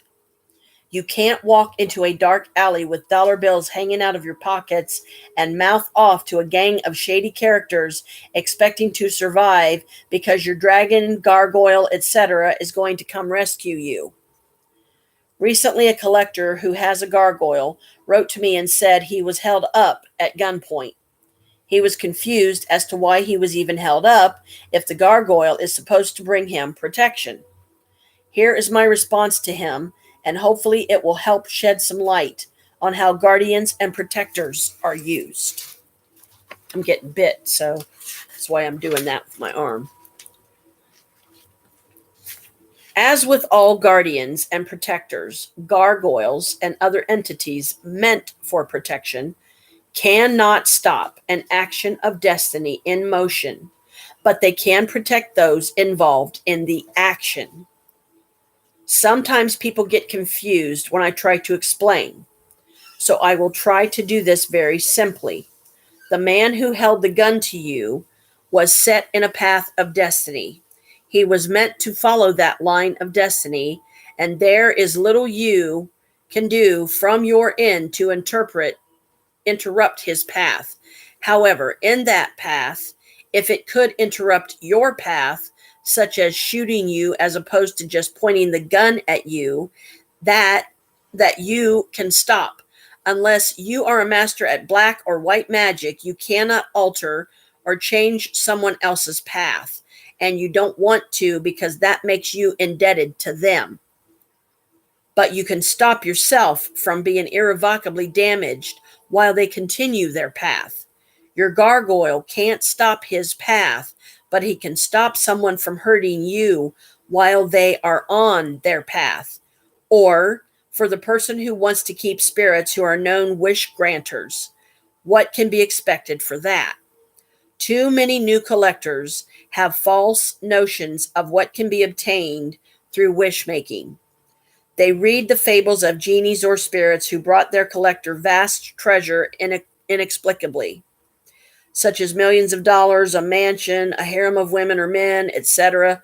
Objects that can render such results are guarded more closely than the crown jewels of England. So what wishes do come true? Wishes that enhance the path of destiny you are on. Not to say there's only one path. The decisions you make every day affect the path you are on. You can change your path multiple times, several times during the day, depending on how you live your life. For example, if you go into work with a terrible chip on your shoulder and you are determined not to take stuff from anyone, you're on path 1 to ending your job. However, suppose once you get into work, you lose your determination and decide to just live out a normal day. Now you're on path 2. Then someone steals your lunch and you lose your temper and scream at the coworkers around you. Now you could be back on path 1 or perhaps even a third path. It is a simple example, and I hope you understand its intent. The wishes you make must enhance the path you are on, or they will never come true.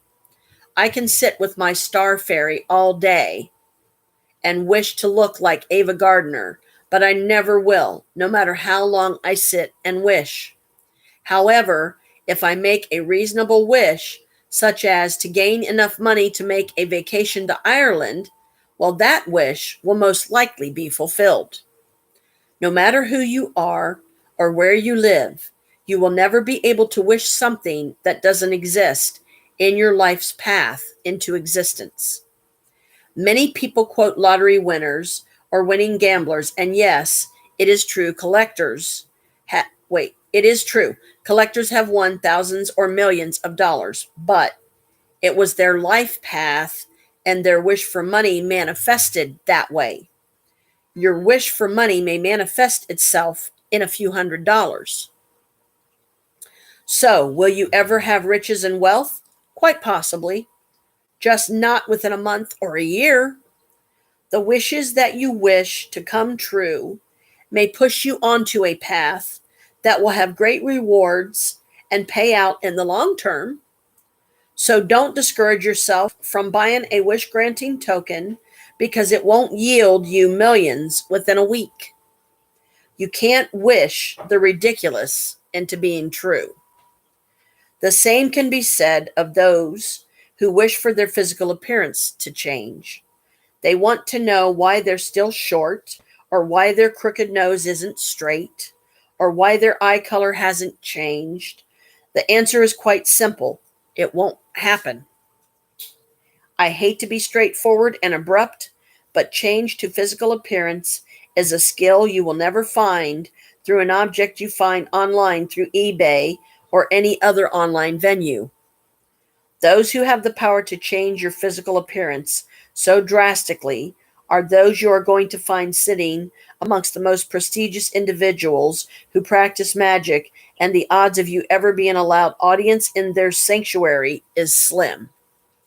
However, there are changes to your physical appearance that can transpire through the objects you find in general circulation. Changes to your complexion, your weight, your hair texture, and your overall beauty. But those who are looking to lose weight do not expect to lose more than 20 pounds with a spell or enchanted object unless it is expressly made for those who can cast spells to help curb your appetite, stress level, metabolism, and state of mind to bring weight loss over 20 pounds. Those individuals who claim such powers, we suggest you interview with scrutiny. If you want advice on what you ask them, feel free to write to us. I have a feeling it's not going to be very nice. Every keeper should keep a few spirits that have wish-granting powers. There are so many enhancements that can be made to your day-to-day life, but don't expect a shower of riches and wealth to fall upon you. Expect realistic wishes to come true, and believe me, there are those wishes that can bring you the riches and wealth you want over time. So, I mean, I don't know about you, but that makes perfect sense to me, and that's the way it should be. Oh, I never made it with the Litha either, did I? Dang it. I was going to do the Litha in my dragon book here. It's Year of the Magical Dragon by Virginia Chandler, foreword by John Matthews. If you ever want to try to get that book and check it out, you'd probably like it. So I have yet to even do a ritual from here. Lore of the Dragons, Sacred Sites. I so much want to do one of these, and I feel bad that I haven't yet. She's still on. Tell her to check signal. You're still on with me, right? If so, Pops is asking you to check signal. I guess he put some kind of a message or something on there for you. There's a Lunasaw one and the Dragons of Victory. Sounds good to me. That's a lot to read though, and I don't think my poor little, I don't think my voice box could handle it, because literally that's, let's see. Whoops. 1, 2, 3, 4, 5, 6, 7, 8. Hey, Kalika. 9, 10, 11, 12, 13, 14, 15, 16 pages. Well, I guess all I can do is see. This is the black and green wig I was telling you about. This is those. We have these quarter machines. And that's me and Maria. We have these quarter machines at some of the malls here in the States that you can go to. It usually costs like $5, but sometimes you can find one where you could, you have to use quarters to do it. But you get a little strip of pictures, and usually about the most comfortable, you're going to fit is 2 people in the little booth. But don't be surprised if you have to end up sitting on each other's lap, because it's the space is really tiny. She's still on, and she said definitely. So, she got the message. I'm sure she's, I don't know what he put on Signal for you, but apparently he put something on there for you, Pops.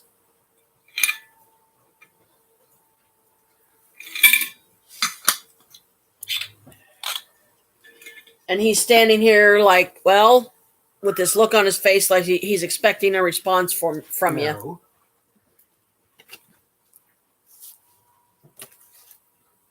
Tell Oakley I'm still waiting on him to connect. I know Hayden can't on Destiny 2. I know Hayden can't until he gets a hard drive. Okay, put those there.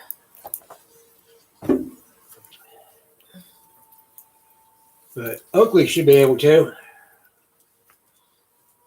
I know I've shown these before, but I want to check something. Maybe that's why I was meant to get these.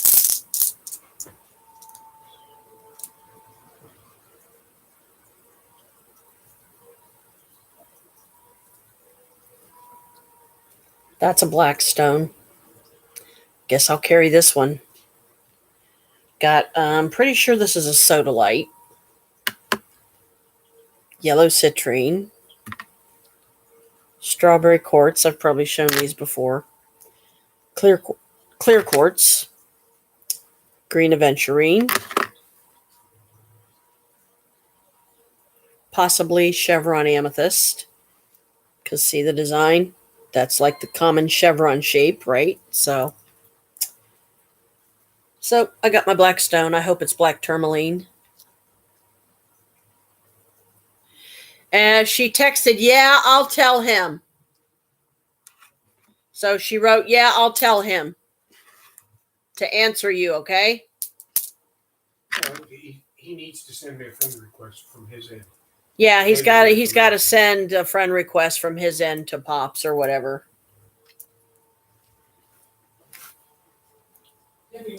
This is the larger, thicker size deck of the one you got me with the beautiful prism effect that I love.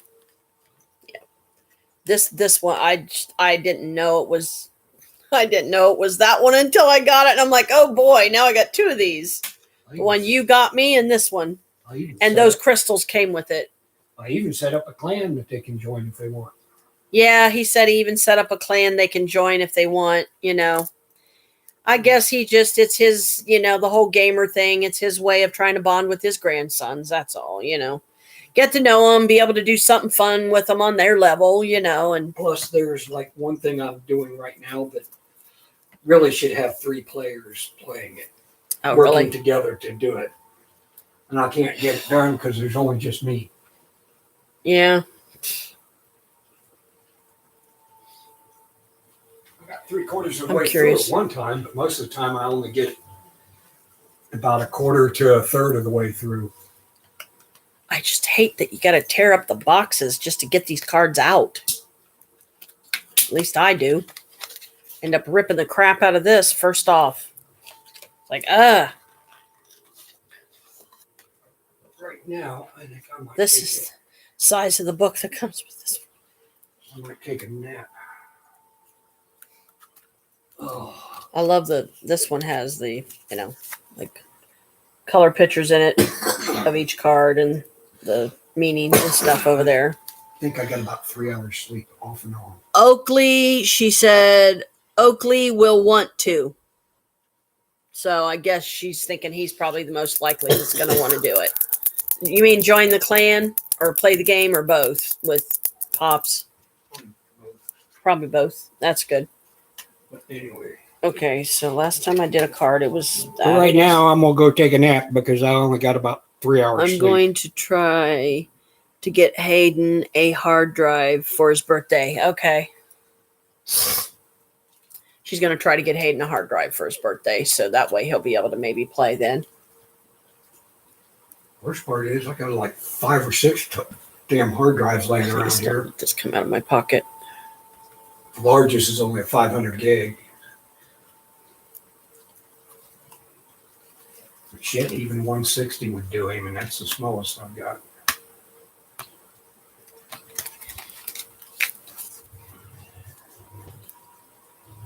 Piggies are trying to eat the bubbles again. Mm-hmm.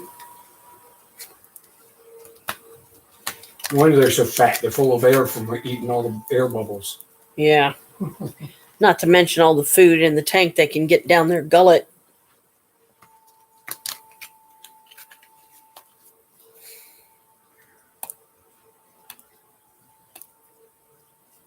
Hopefully my arm will stop hurting too. Okay.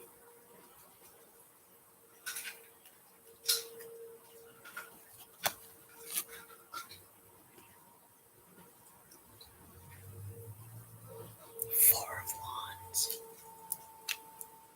That's Colin's card today. Celebration. Some kind of celebration. Hopefully it's him getting off his ass and coming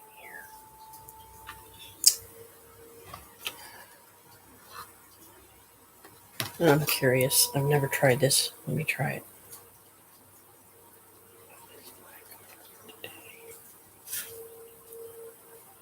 Yeah, this is my card for today. The Sun. That's always a good one. And what is Brooke's card today?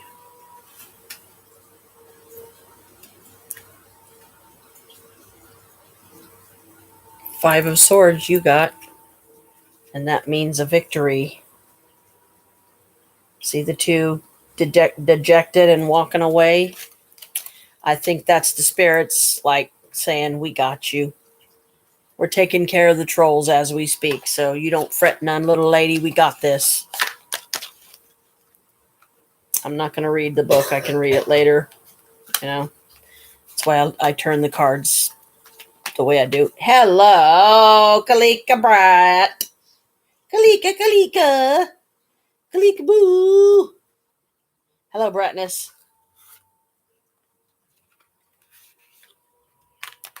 See, told you. Figured it'd be a matter of time before she'd be up here on my lap. Because she just can't function without being on my lap at least 3 or 4 or half a dozen times a day. Or more. You saying hi to Sissy? I'll see. Maybe I can send her a little bit.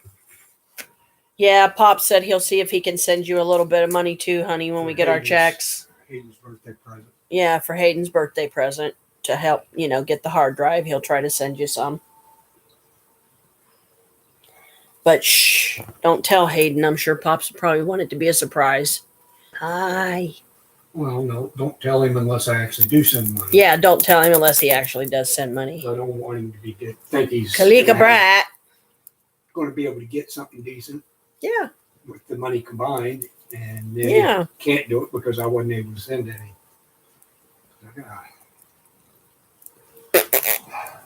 I've got 112. No, you don't get no ideas. I don't want you messing with that. That glue is not to eat, and you cats seem to like to eat it. At least Maria's cats do. The glue for the beads. 480. Maria said her cats were trying to eat it. Besides the 480 for the bills. I've got 120, 112 to get the camera out. And I've got the credit cards. You got to 112 to get the camera out? Mm-hmm. Oh, wow. I had to get 100. Well, I'm going to be cranking out at least 300 because I'm going to pay 100 towards each of my credit cards and hope that that'll be okay with them because it's like, look, guys, this is the best I can do. If you want me to cancel the cards until I get them paid down, fine. But this is literally the best I can do. Your minimum payment should not be that high on your cards. But when you miss a couple, yeah, it adds up. And I'm afraid right now about missing my Merrick payment because I don't know if it's due on the 28th and we don't get our check on the 28th, I don't know what I'm going to do. Because then that's going to fuck me up from being able to get my increase in September. Lay down, Kalika. Ow, get your claws out of my stomach. I already got a $300 increase on the chase. Well, lucky you. I should get another 300. Stop with the claws, please. Stop. 5 more months from now. Plus, my interest rate on it should start dropping. 2 things. If you make on-time payments and you have a set amount Ow! charged Stop! on it, then the first 6 months, you get both of those. Yeah. It'll drop it down to, if I keep it up, it'll drop it all the way down to 9% interest rate, which is awesome. Yeah. Only one of mine's over 30%, and that's Merit because they increased theirs. It was only 28 when I got it.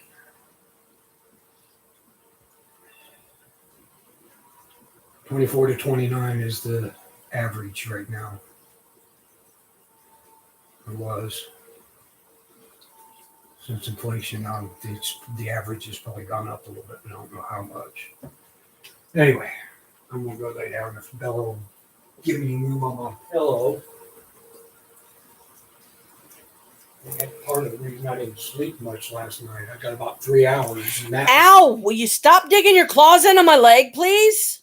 And that was off and on. Ow!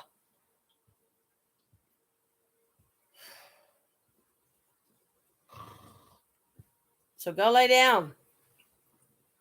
Best of luck to you, that he don't do it again. Working on it. It wasn't him. Oh, he was taking out a lot of my pillow. Stop, Kalika. You're hurting me.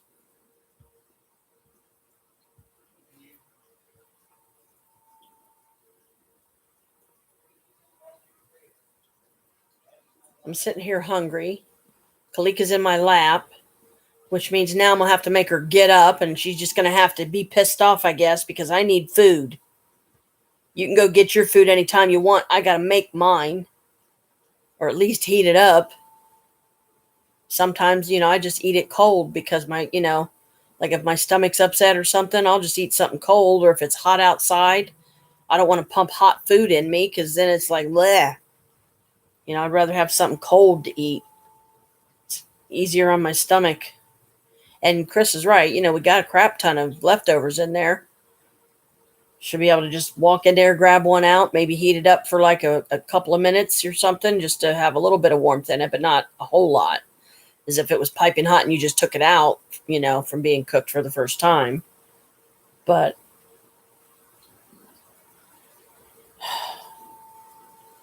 I mean, yeah, I could possibly reach down and grab my peanut butter, and then my little spoon I try to keep over here handy so I could munch on some peanut butter and try to give this little brat some lap time with mommy. I mean, I haven't even been able to frickin' do my diamond painting today at all yet. It's like I said, it's mostly because I've got the yard sale on my mind, and I'm running around in my own head trying to figure out what am I going to put in the yard sale, what haven't I written down yet, because you're only allowed to have a 3x3, get this, 3x3 fucking sign that shows that you're having the yard sale. And I don't know about you, but 3x3 doesn't sound very big to me. Because I'm guessing they're talking 3 inches by 3 inches. That ain't going to be very big. How's anybody going to even see it? This is the one drawback that I hate the most about frickin' Whitehall and their restrictions. I call them strictures. And the ridiculousness of it is, it's like, it's my yard sale. If I want to plaster a gigantic yard sale sign on the front of my mom's house, I should be allowed to. Because then I know people are going to see it. How can you miss a letter when it's damn near the size of a toddler?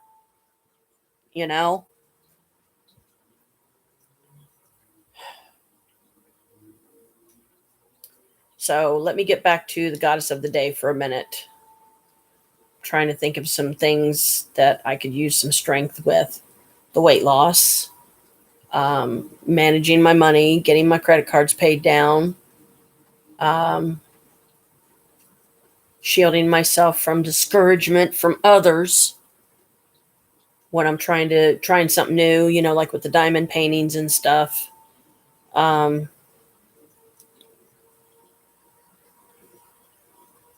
yeah, Whitehall is just,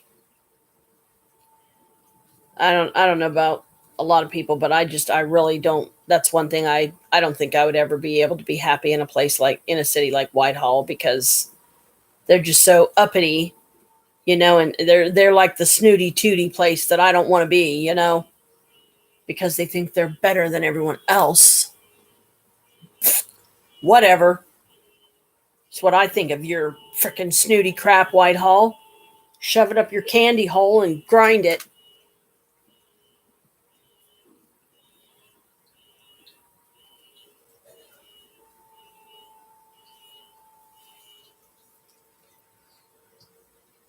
Because I guess I'm trying to think, realistically about how much I can expect to, walk away with, as far as by the time this first yard sale's done, because we're going to be doing it for 3 days, and that's going to involve tearing down each day at the end of the day when our time's up, according to the form, which is 8 o'clock at night. So when it's time to break down stuff and put stuff away, I'm not leaving shit sit out. There's no way, because it'd be gone. I already know. So we're gonna have to probably put it in the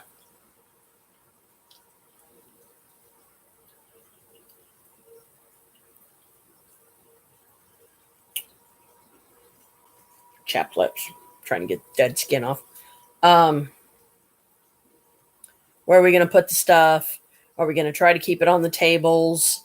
Are we gonna try to just set the stuff inside the guest bedroom? Are we gonna just, I don't even know how we're gonna store the stuff each night inside mom's place. Or are we just gonna try to carry everything around to the garage and ow, make a spot in the garage to put the stuff, at least until the yard sale's over, and then we can always move stuff back if need be. Because I was holding my hand and my wrist the way I was to keep Kalika from clawing into my stomach.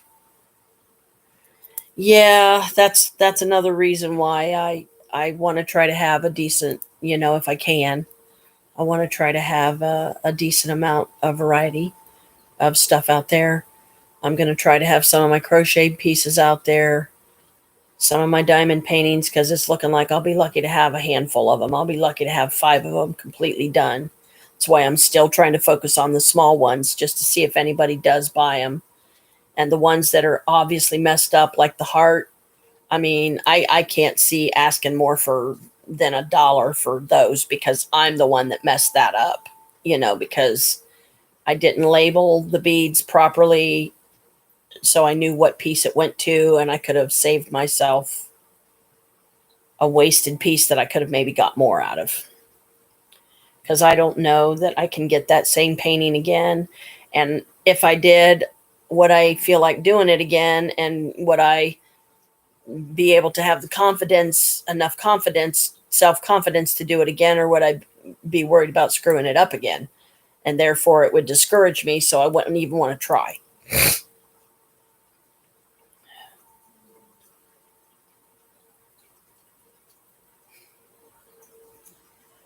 But yeah, there's one other crystal, trying to keep things positive here. There's one other crystal that came with this deck, because the crystals that, oh no, please be in my pocket. Okay. I need to get one of my wire cages and put it on here, one of these chains or something. I try not to put too much on one chain anyway, but my black tourmaline, hopefully it's a black tourmaline.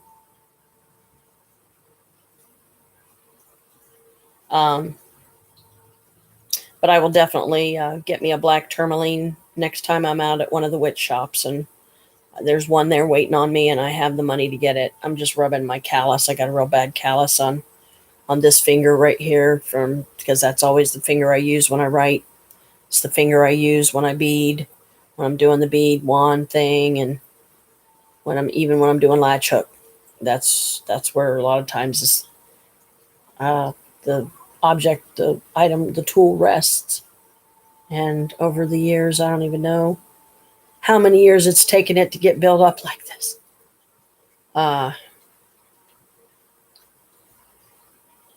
But let's see, strength for the weight loss, strength for the endless cash flow, strength for the self mastery, determination. Um, yeah, yeah, definitely. The resin pieces are going to be out there. Where's my book?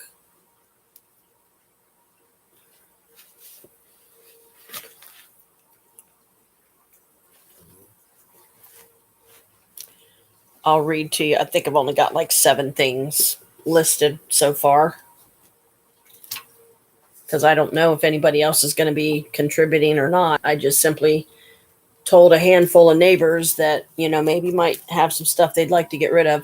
Resin pieces, diamond paintings, clothes, odds and ends, kid board games, because I've got a stack of them here that I just want gone that we never use, we never play. The only one that I would probably keep from this batch is going to be Battleship.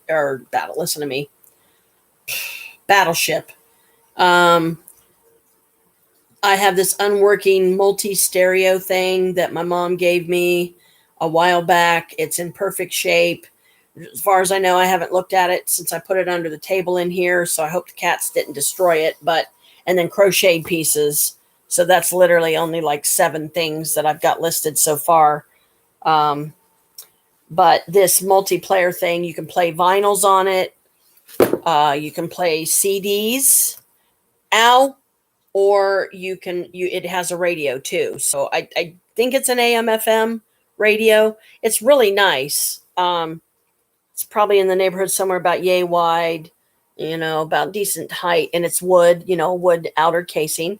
It looks like something that you would expect to see back in like the 70s and 80s. It was, you could see it sitting in someone's living room. You remember how some of the old stereos looked back then. They were like really, really long, and then the speakers would be on the end sometime, and then you'd open it up. There'd be an 8-track player in there, a vinyl, and maybe a radio and shit. It's similar, but it's just like a smaller version of it. The only problem is when you push the power button, it don't come on. Okay, so what good is it going to be to somebody if the power button won't come on? Because then you can't use it. So I'm hoping somebody will be willing to buy it. I will let them know. Now, this thing is in awesome shape, but unless you're willing to tear it apart or take it to a shop and have it repaired, I will tell you right now, if you take it home and push the power button, it's not going to come on. I don't want you walking away from here with that piece and then come back later complaining because it don't work. So I'm telling you now, the power button does not work.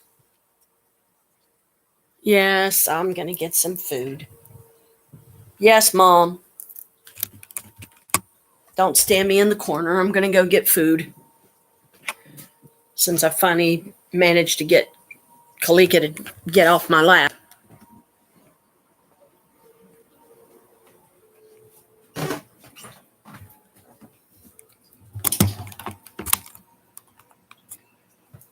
But I need to get me a wire cage to carry this in so I don't end up losing it in the couch.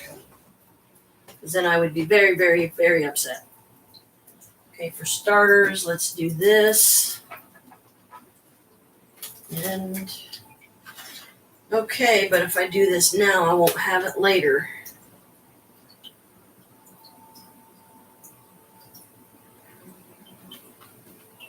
Do I want to do it now or do I want to do some of the other leftovers?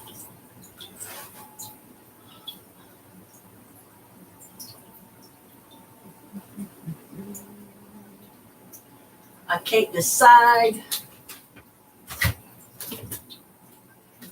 This one again. But that's my ramen and rice. Yeah, that one I'm probably not going to eat. I know. I think I know what I'm going to do. This is just a little tad bit of a dinner we had recently. Um,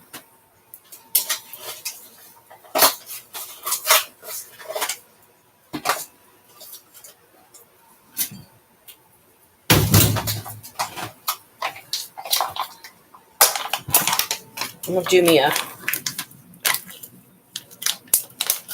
brown and wild rice, and then do not pop.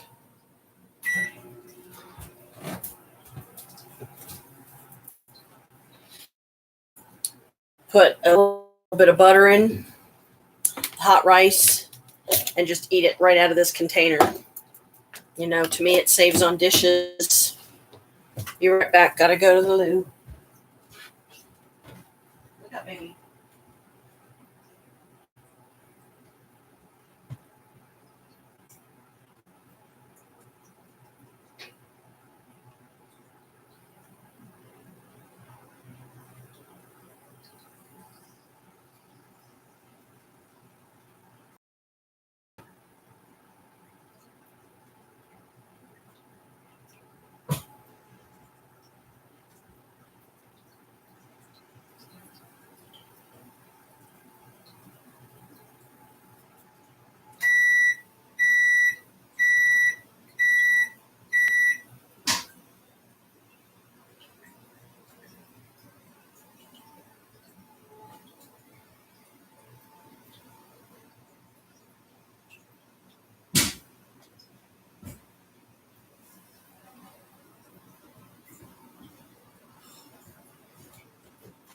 These things are hot when you take them out too. So I try to grab it by the edge and try not to burn myself, steam burn myself.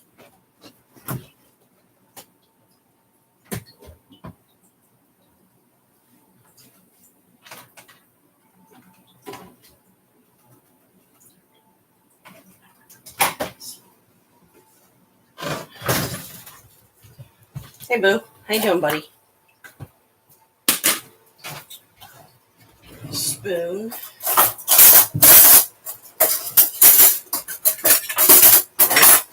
Spoon.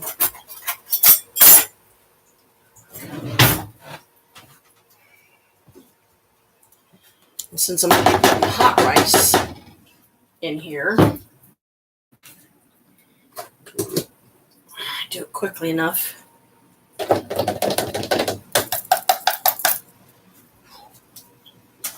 Man, that container gets hot. Stir it up.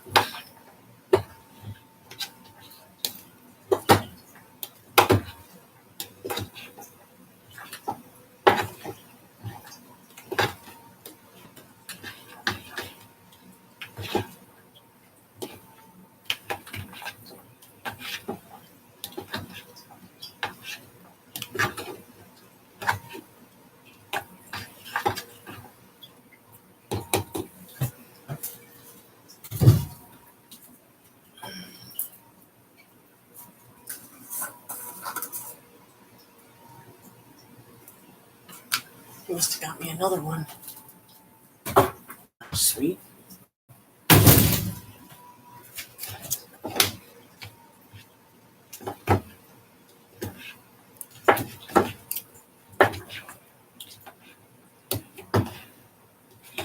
I decided to put a sprinkling of adobo in with the rice to give it a little bit of a nice extra, but not too much, salty flair.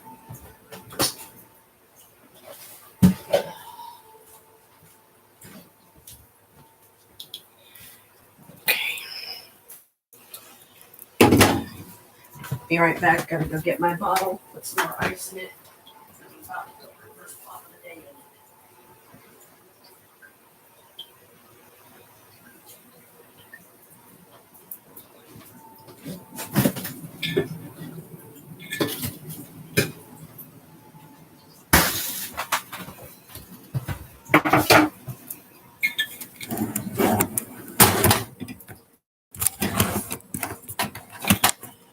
I'm just putting ice, my long ones here,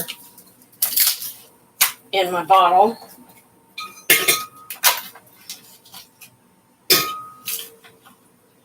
That had ice water in it, as you know. Not much ice water, but so I can put my pop in and say my prayer before meals. For this meal, I thank you now. As it sustains me, please allow your blessings on these gifts in me. As I will, so mote it be.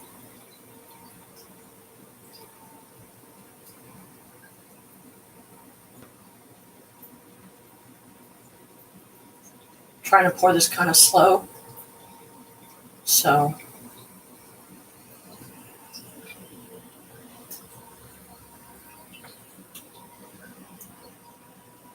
I can hopefully get the whole thing in there without it overflowing on me.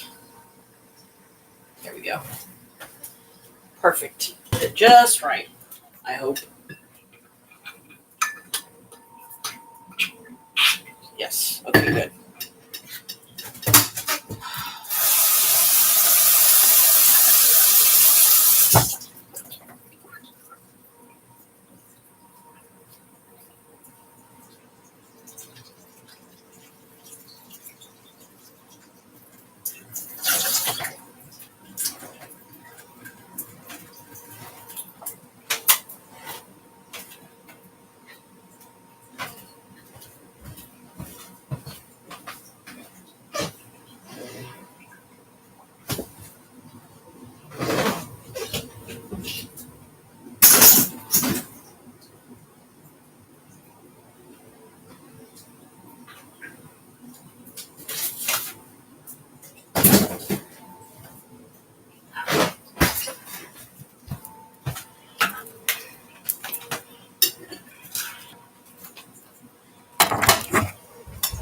Hey, how about that? Oops. Well, got my whole meal in my hand, but I ended up dumping my food, my tray.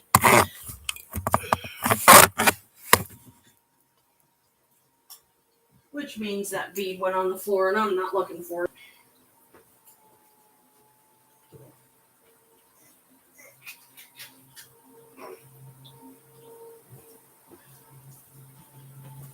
Not on this dirty ass floor.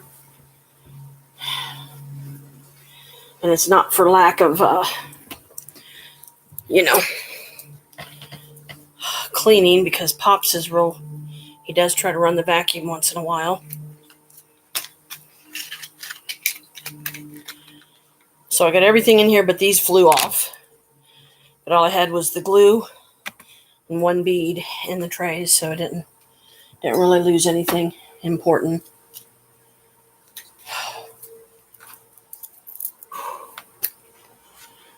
Yeah, I did. It was just the glue and a bead that slid off, so it wasn't a biggie. At least I didn't spill my food on the floor. That would be bad.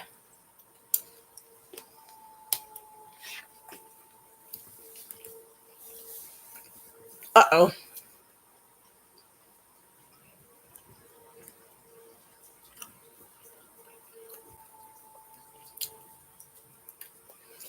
Hi, Bella.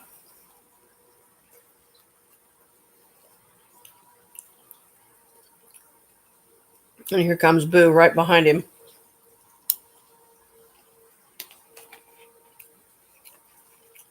They know Mommy's got food.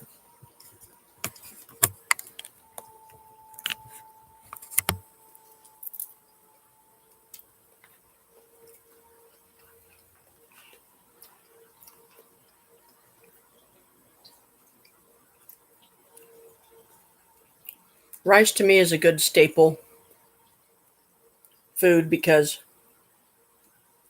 it gives you energy. It's more filling, kind of like, the Snickers bar thing.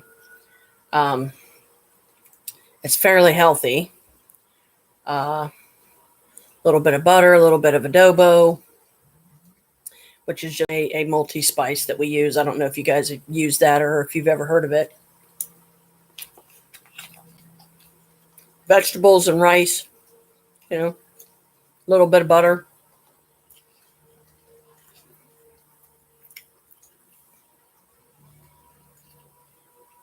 You've got a nice meal that hopefully tide you over for a while before you get hungry again. And you're not eating a lot.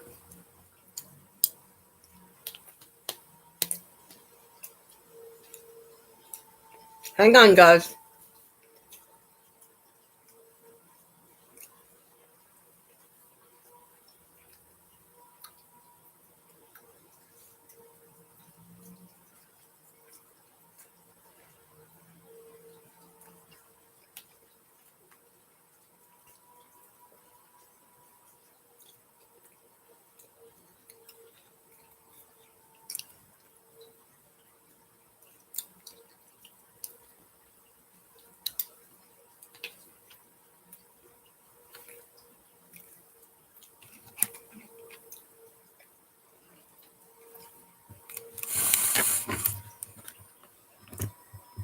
There's Bella.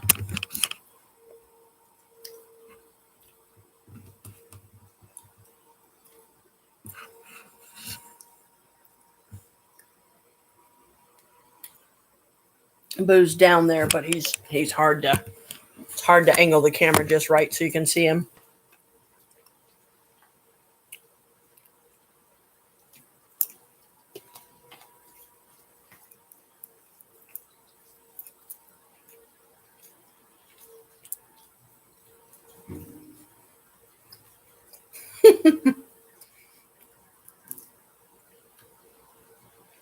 They both do this when they know one of us has got food.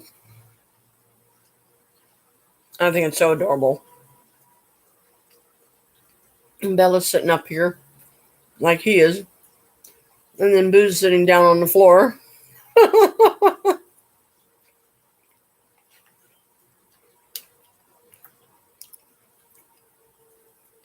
It's like they're standing right next to each other, but Bella's up here and Boo's on the floor.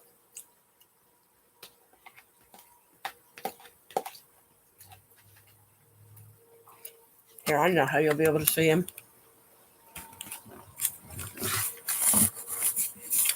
There's your Boo.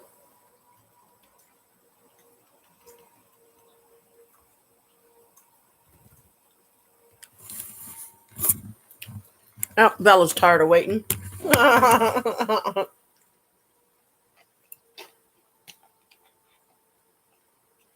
So Boo's probably he's just sitting there yawning like, oh, that's okay, I'll wait.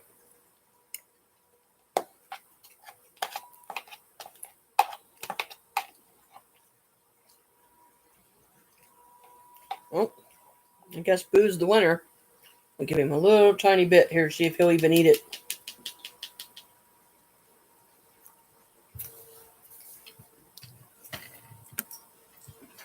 There you go. See if you want it.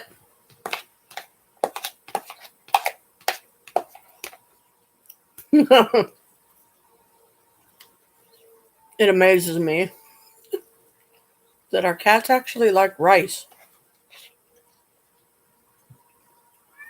I think Boo's actually eating it.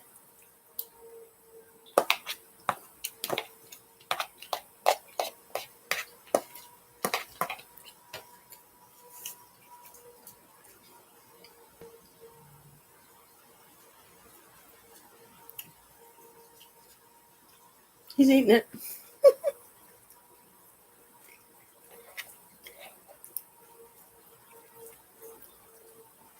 Well, of course, it tastes better because it's mommy's,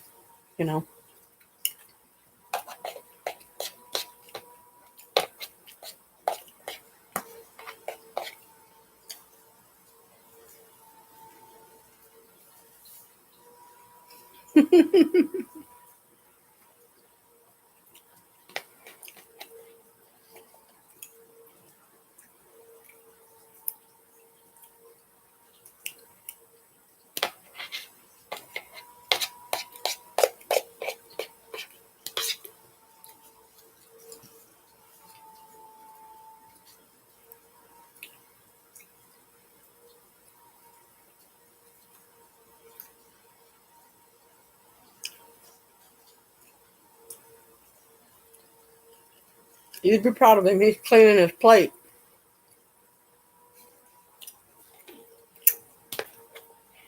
You like it there, Boo, do you?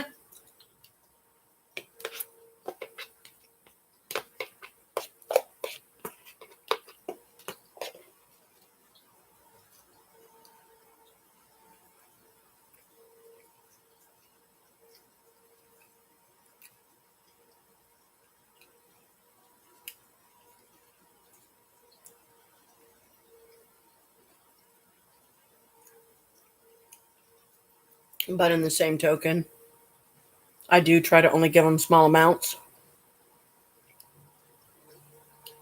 And I try not to do it too often.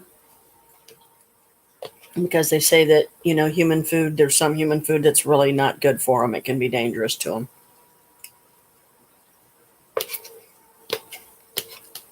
I just hope none of this is, among them of stuff that can hurt them.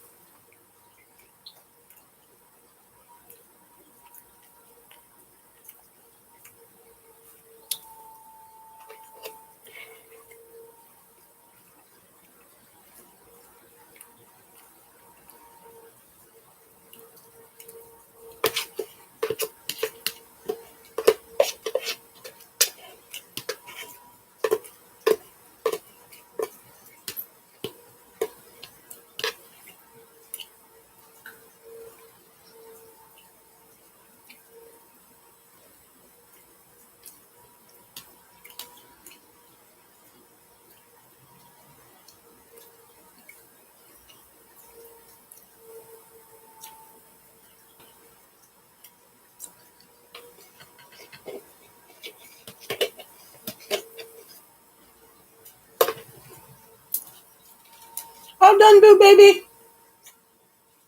And see, this is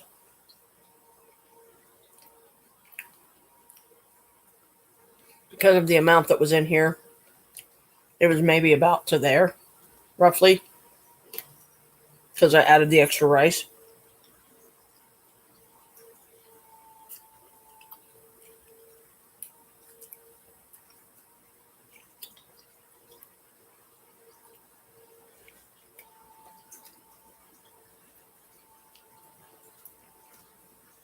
Can't believe there were 4 people on here earlier, and I would love to know who the other 3 were, wouldn't you? But they didn't even, if they were even actually on here, no one showed up, like, at all, other than you. You were like the constant. You were on the whole time. But at one time, there was like literally the little number thing up here was saying 4 people were on. Sorry, Boo baby. Mommy can't give you more than that because I'm trying to be safe. Because even though I'm pretty sure that what Mommy just gave you is not going to hurt you, Mommy still tries to be careful because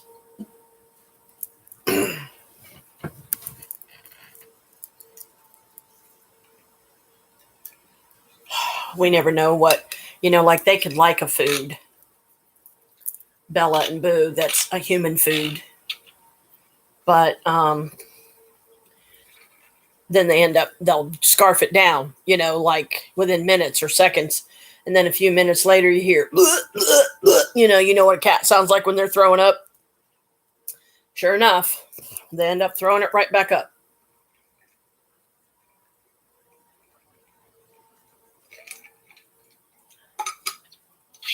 And most of the time it's undigested. Or there's very little of it that's digested.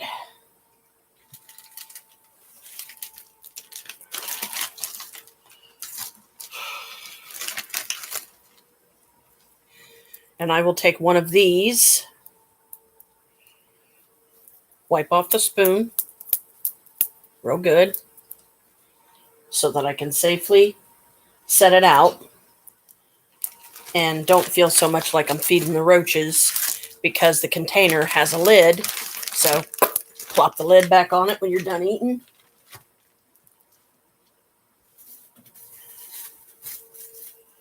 And no roaches can get in it.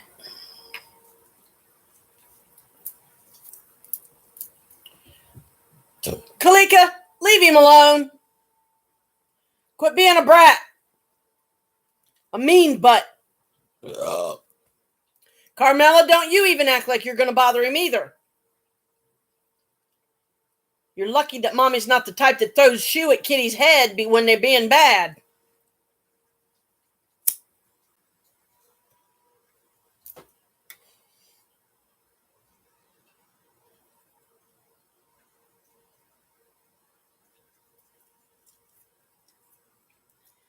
I wave the smoke out of the air as best I can because I don't, even though the filter we have in the tank right now is a lower grade filter and it don't pull in as much. I hope none of this smoke ever gets down in there because even though these are just common herbs, okay, you don't want that smoke possibly getting down in the tank because it could kill the fish. And bless them, they're troopers. They're hanging in there. We've had them this long. We've had them probably a full, month and a half by now, possibly, or close to a month. I don't even know. Because the rate that Maria's fish seem to keep dying, because, like I explained before in other lives, before this, that, the pet store that we go to is way out east. So it's a little bit of a drive. It takes a lot of gas to get there. You got to deal with traffic. You got to deal with idiot drivers, the whole nine. And, but the people, because we go up there and deal exclusively with this pet store right now, because Pops trusts them, they seem to take relatively decent care of their animals. The animals don't act like they're being abused or anything, or neglected. Phlegm. That's why I do that a lot, because you get phlegm in your throat and it's like you feel like something struck in your throat. They know us there. There's this one older lady. I forget what one of the other workers there said her name was. But the next time I'm up there and I see her, I feel like her and I might actually have become friends. I hope so, because she's in me and Pops' age group, so I can appreciate the maturity of that, and that she's got her head in the right place, not like she's not an nincompoop. She's a grown woman, she's intelligent, she's smart, she cares about the animals. If she has any knowledge that she can share with you on proper care of your animals, just ask her and she'll let you know. If it's something she don't know about, then she'll help try to guide you to a book or something, or a website that maybe you can go to, and or just talk to some vets and say, hey, I was thinking about getting this for a pet. Can you give me any advice on what's a good way to take care of them? Or should I just get a book and read on it, and just do my best, try my hand at it. But Maria's, her fish were dying, like, I don't know, within minutes. After we thought we were doing everything right, we thought we were leaving them in the bags long enough. And this was even at the advice of the very people that we trust at that pet store. That's why we go there. So why would they give us ill advice? They said the carrier, the people that they've been getting certain fish through to supply their store, a lot of times when they get orders that come in that have live fish in it, half of them are dead. Now, if half of them are dead, every time you get an order from them, you get a supply. What's going on? Why are half of them dead? You know what I mean? So there's improper care, there's improper maintenance going on somewhere. Yeah. So she said, we're going to stop buying from them because, we have a lot of customers coming in and complaining because they're having the same kind of issues, with fish out of this tank dying. And those are the fish that, when we order those fish from this person, this organization or pet supplier, fish supplier, whatever, and they come in, a load of them comes in, a shipment, half of them are dead. That's not good. So we trust their judgment, right? There's nothing like us. There's no stupid question. Okay. Even though we may think, oh, this might be a stupid question, they're like, no, please, it's okay, ask, because it lets us know that as pet lovers ourselves, as animal lovers ourselves, and that's why we work here. That you want to make sure you're doing this right, and that demands a great amount of respect. Because it shows that you do care about these animals and you want to give them the best home that you can. Otherwise, you're not going to invest the money to get everything set up, and then they just keep dying left and right. So they have this policy. I may have already mentioned it. If I did, I'm sorry, and I'm repeating myself if I did. But excuse me. They, if you buy a fish out of this particular tank, and I don't know, I'm sure there's other tanks there too. That particular tank is where the issues seem to start. And it's a shame too, because if you was to see these fish, they are so pretty and they're so brightly colored. It's like someone literally took fish safe spray paint, neon colored spray paint, and sprayed both sides of them. That's how bright and bold their colors are. Like, wow, just beautiful, absolutely stunning. It's like watching jewels swim through the water, but they're alive. They're tetras. They're a type of tetras, Tetra. And if you get a fish from that tank, and it dies within 7 days of purchase, bring the fish back in, bring a sample of your water. They will water test it. Don't cost you nothing. They will tell you where the water test kit is. If you want to buy one yourself, we may have to do that, because I don't know about you, but that's still too cloudy. And I don't want to invest all that we have so far in getting these fish, and they're just going to keep dying, because then we're doing them a disservice by trying to keep them if we can't keep them, if they're just going to keep dying. So if you bring a fish in because it's died within the 7-day period, they'll give you another fish for free. So they owe us 2 frogs and at least 2 other fish. So the next time I go in there, I'm sure they will honor that, because I will explain to them, I'm sorry I didn't come in before now, but we didn't have the gas. We didn't have the money to make the travel. So we tried to come in on a payday, so we got the money. And I'm going to get a water test kit the next time we go in.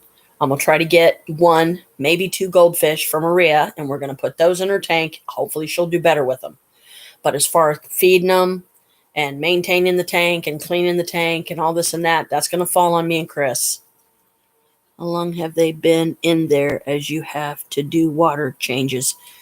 This tank was just changed a couple days ago. No kidding. Pops changes the water to where we fill up the little tank, because I got a little tank up here that's puzzle shaped. I'll show it to you sometime. It's real cute. It's a beta tank. It was a kit, because at first I was going to leave Sedna in that tank by herself, but then I thought, you know what? She's probably going to get awfully lonely in there. What can I put in there with her? Do I need to get an air stone? I started thinking of all these things. So we filled that half full with water from their tank, and then half full with tap water from the sink. And then we scoop them out one by one, 2 at a time if we can get them. We put them in that's the holding tank.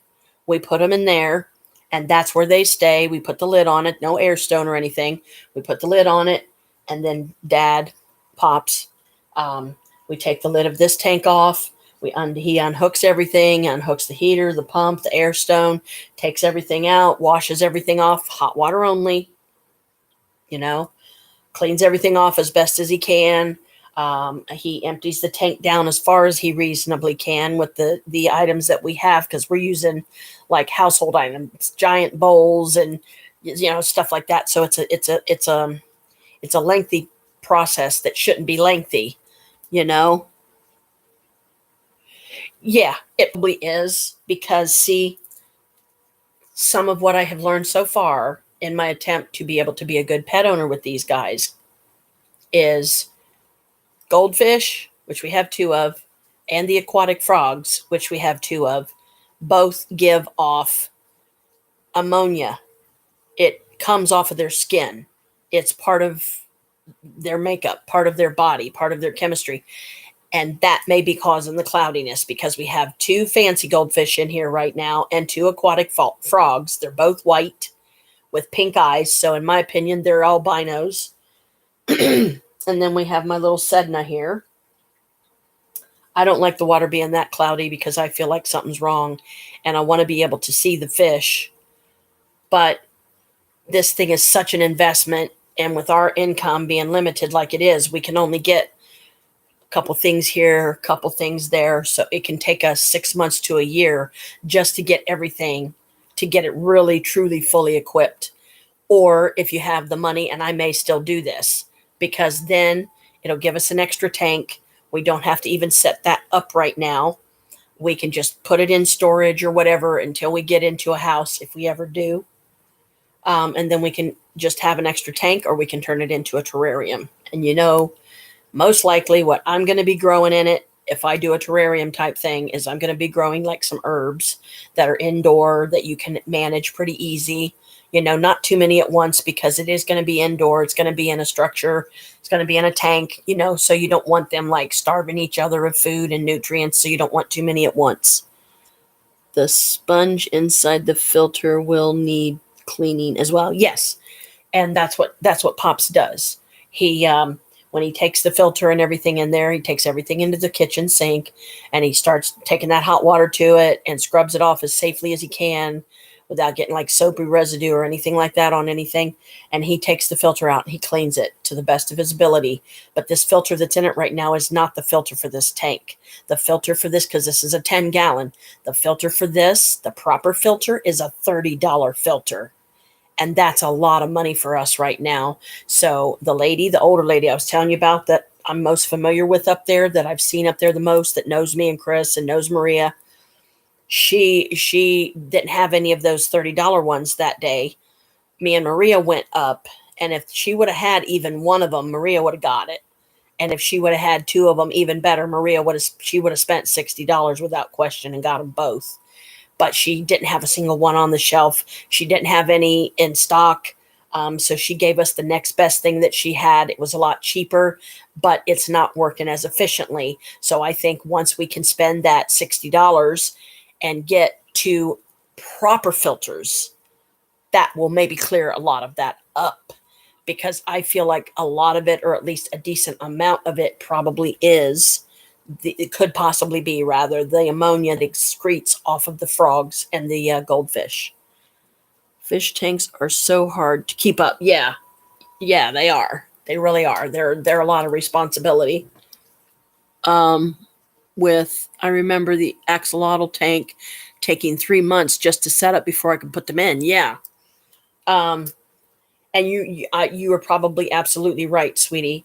But we didn't have that kind of time. We couldn't leave them in those bags floating around for that long. How would we feed them?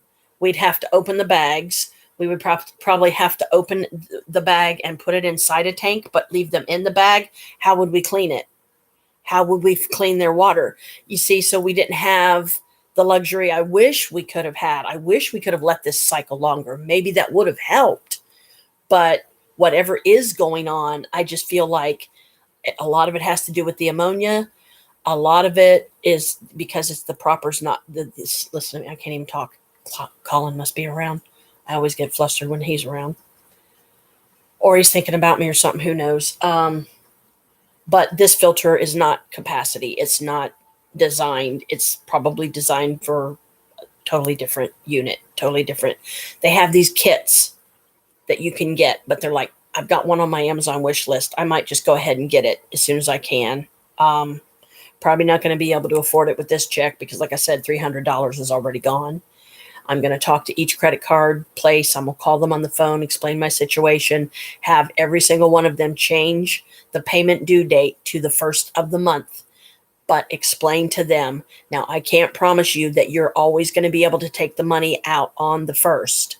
So give me a couple of days because we get our check 2 days before the first. But if the first falls on a weekend,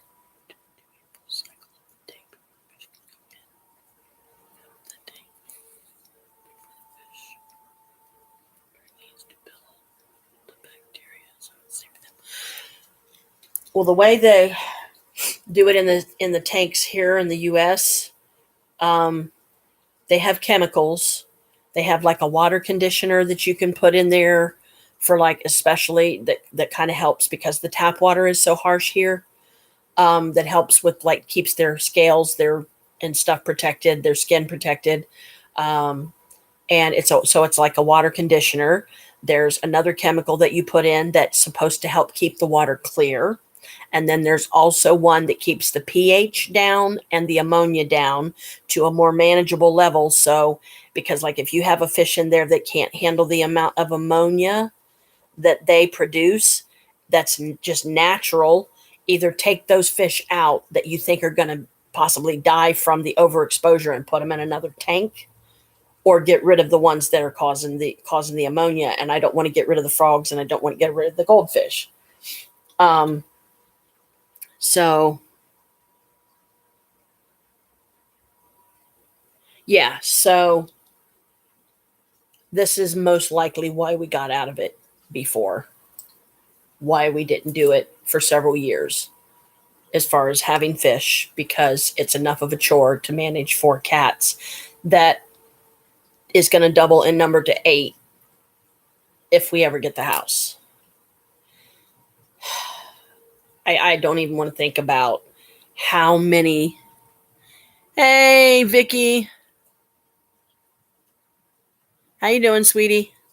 This is my daughter Brooke on hanging out with me today. Thanks for stopping by. I will try to do a live stream when I do my yard sale on the 4th, 5th, and 6th of August, Vicky. So like early afternoon, somewhere between 12 and 3 if you can. Even before or after those hours. I mean, because I don't know what your work schedule is, but try to catch the live sometime or catch it when it's going on. I'm going to be doing my first yard sale at my mom's, and let me know if you see anything that you like, that you want me to put aside for you, and then I will let you know how much it costs, and then, we can sort all that later. Brooke's saying hi. She's at work. She's on a break, so she said she'll probably only be on for a minute. Doing good. I'll try to get on. Okay. See, she said hi back.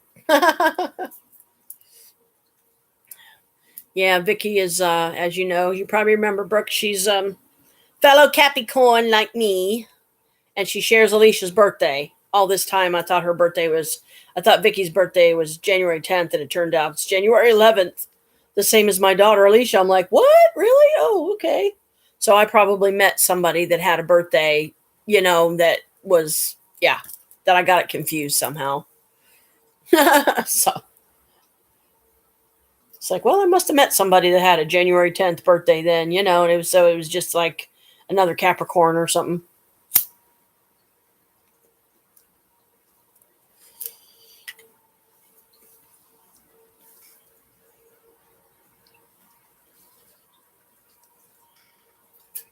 Just drinking me some Pepsi. Actually, it's cherry vanilla Coke.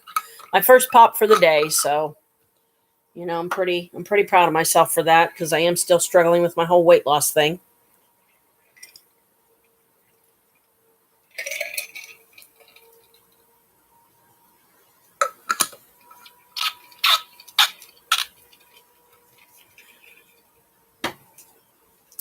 But at least I'm not gonna, drive myself crazy.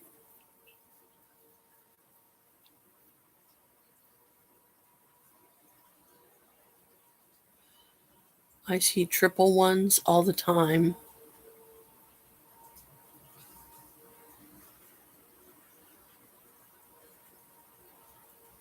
It's weird. I don't know if Alicia does, Vicky, if that's what you were asking, but I do see 111 a lot.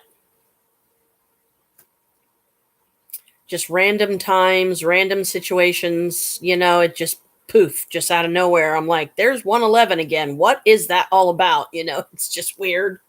So I have no idea what it's about. I don't know if Alicia's met anybody that shares her birthday. I don't know. I'll have to ask her next time I see her. I'll be like, hey, did you know that one of my best friends, it's like, a sister to me, shares your birthday? Really? Yeah. Where's she at? She lives down in Myrtle Beach. Want to go see her?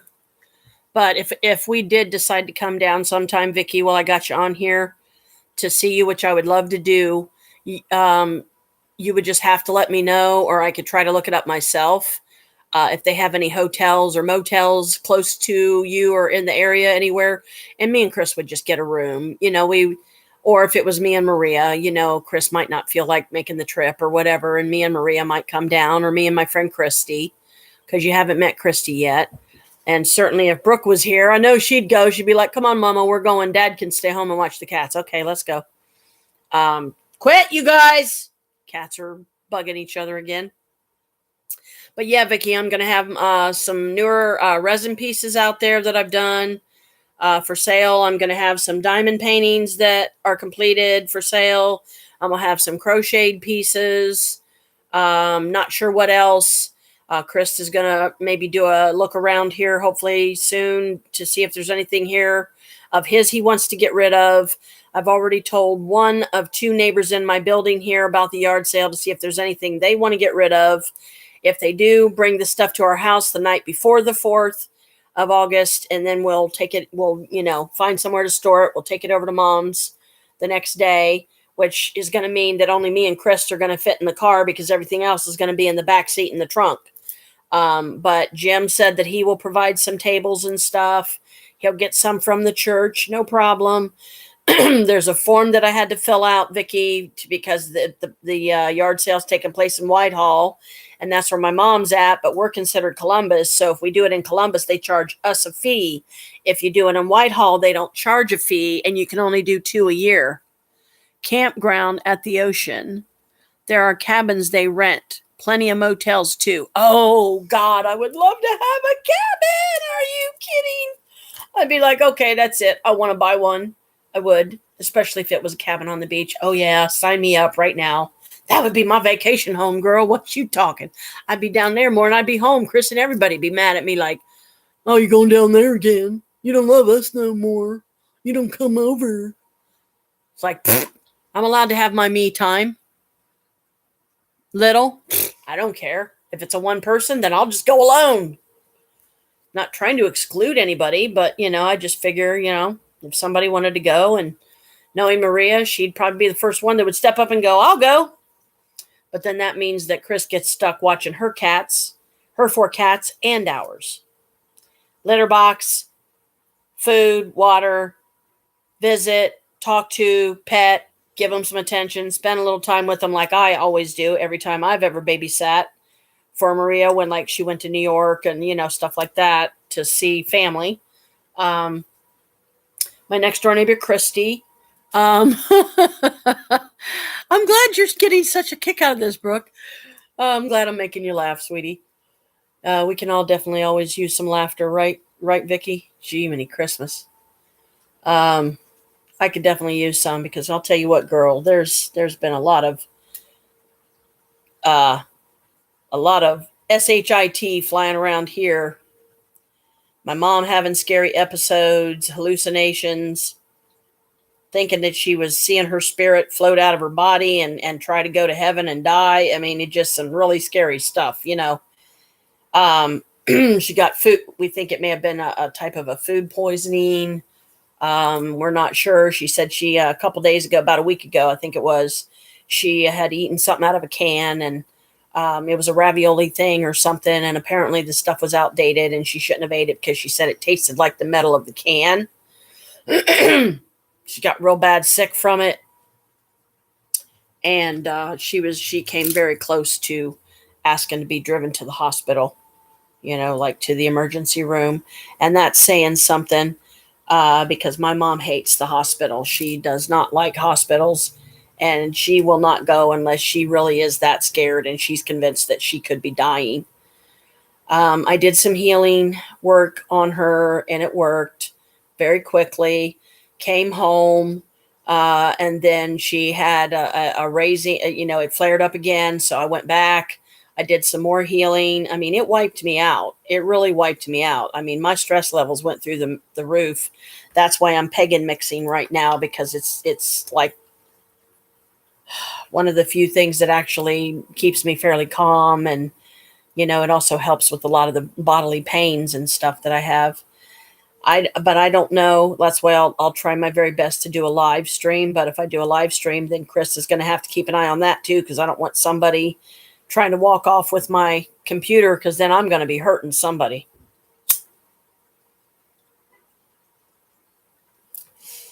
My brother lives in Mount Gilead now.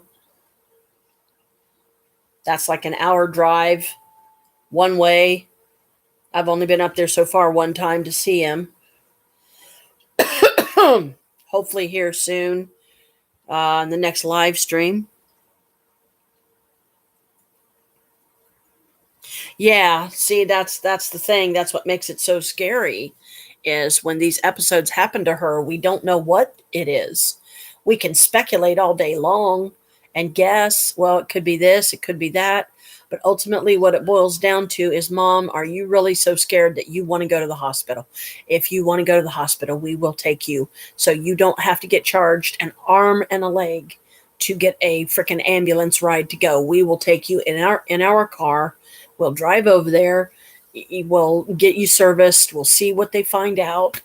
But I'm not looking forward to spending several hours in the emergency room just to be sent home with either my mother at my side or them keeping her overnight and end up trying to put her back in that damn Whitehall Manor place, because it's an old folks home. And I mean, there's a certain section you walk through, you have to hold your breath because it smells so strongly of urine, Vicky, you'd fucking vomit, girl. You'd be like puking, like, oh my God. They don't clean the place right. They don't take care of the people there. They abuse them. They try to rape and molest the elders at night, because my mom went through an experience like that with a guy trying to change her diaper at 3:00 in the morning that didn't need to be changed. And Mom was asleep. And she's like, what are you doing? Your diaper needs changed. No, it doesn't. It hasn't been on that long. He was trying to rape my mom. And Mom didn't say anything about this until she got out of there. And a lot of time had passed. And it's a good thing she didn't, because if she would have told me about it while she was in there and I found out who it was, I would have ended that guy. I would have had his job instantly. And I would have made sure that he never got to work in an old folks home again.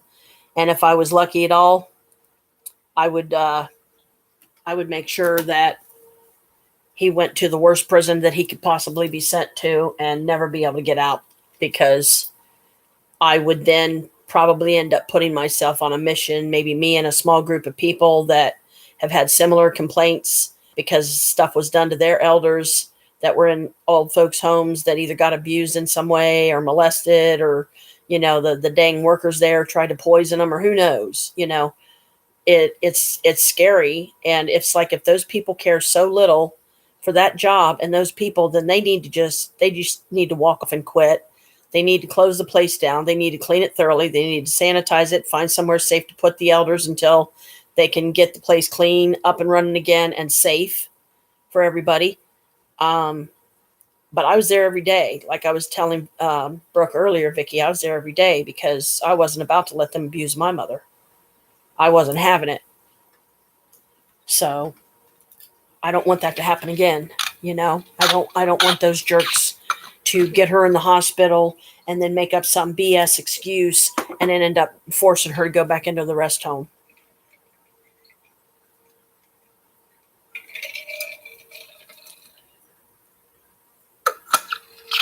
My mom, I love her dearly. I do. You both know I do. I would do anything for my mom if it was within my power to do and within my ability to do. I mean, I'd give her my last breath of life if it would save hers.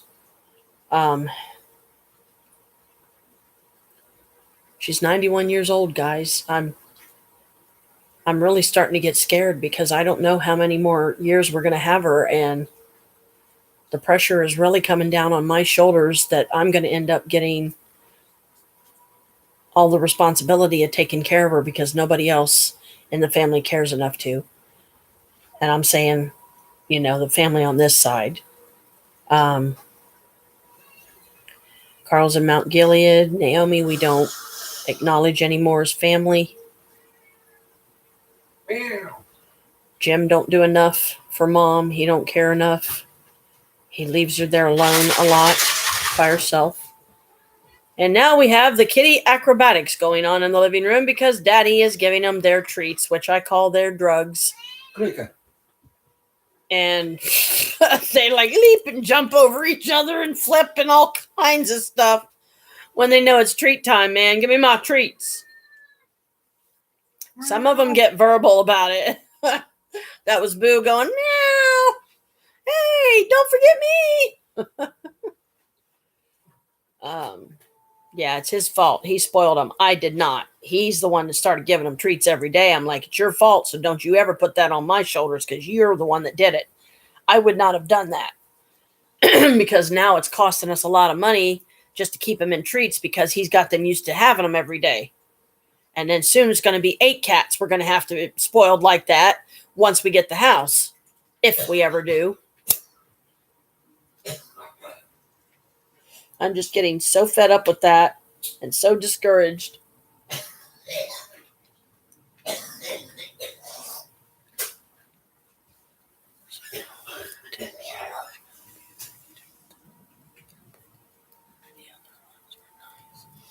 I didn't do it. I'm innocent. Yeah, exactly, Vicky. And thank you, sis. That means a lot. And, you know, that's what I'm saying, guys. I mean, think about how many people's, you know, maybe families that actually do love their elders, and it broke their hearts that they couldn't take care of them themselves and they had to put them in one of those places, but they genuinely love them and care about them and they want them to be safe. They go and visit them regularly. You know, they really, really, really do make themselves a part of their elders' lives so that their elders know as their life is ending, their family is still there and, you know, still loves them. And I'm so sorry that happened to your mom, honey. That's so you know what I mean. You know where I'm coming from. You know what a lot of the, you know, the people probably go through there because of that. And it's got to stop. I don't know about you guys, but I don't want to be in this place anymore. I don't want to be in HE double hockey sticks because it's not a good place. All I see around me anymore is death, death, and more death. I don't want to see any more death. You know, I mean, Jiminy Christmas. It is heartbreaking. It really is. I had a dear friend, Edna Skeen, that was in that same place, that Whitehall Manor. I don't know if she got abused or not. I feel like she was very angry, you know, when she passed because even I stopped seeing her. But, you know, the reason behind that was a complete fluke, stupid, dumbass mistake on my part that I can't undo, I can't fix, and now Edna's gone. I believe her and I are okay. I've tried to make peace with her spirit as best as I can, but I'm telling you, she was a New Yorker, guys. She was a New Yorker straight up, and she still had some of the accent a little bit, but she'd party with me. You know, we would have wine cooler night. I mean, you know, and I mean, I'm like, what? I'm like, are you sure you're okay doing this? You know, and she's like, yeah, okay. And, you know, we had a lot of fun. You know, she was a pretty rockin' old lady, you know, and, you know, she lost her husband, guys. She watched him die right in front of her. I mean, what's worse is she watched him be literally murdered right in front of her. He had a heart condition, and there was something like went really, really bad, and they had to put him in the hospital. And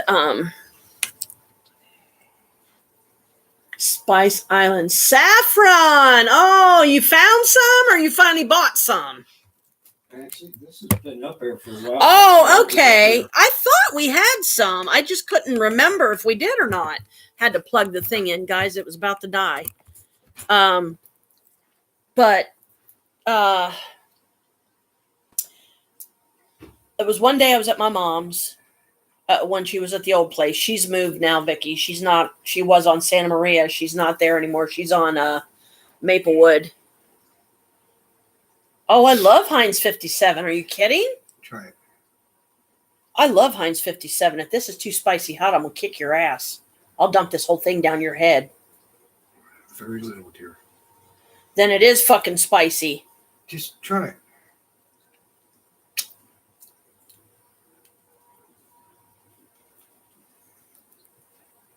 Too much?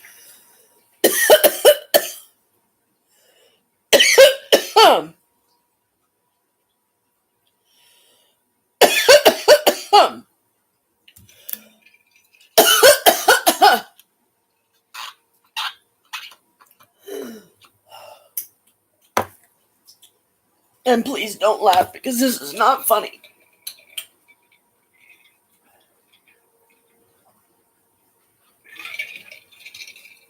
It's good.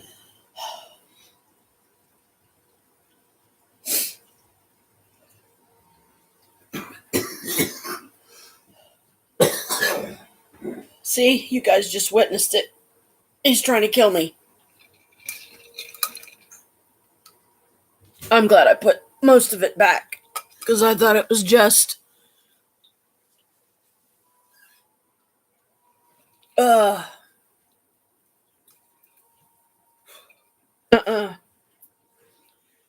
Honey infused with chili pepper.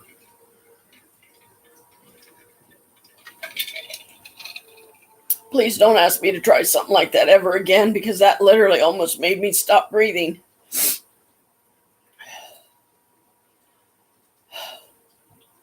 It's not that strong.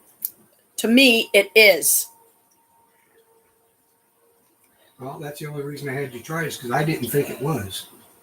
To me, it is. Because as you can tell, this is not how my voice normally sounds.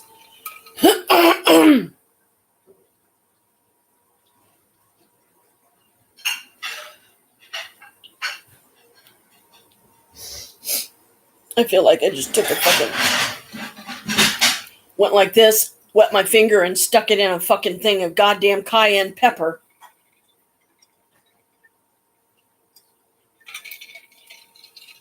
Cayenne chili. I know what you said, dumbass. I'm saying that's the kind of strength it kicked me in the ass with, okay? I wasn't saying it was cayenne pepper.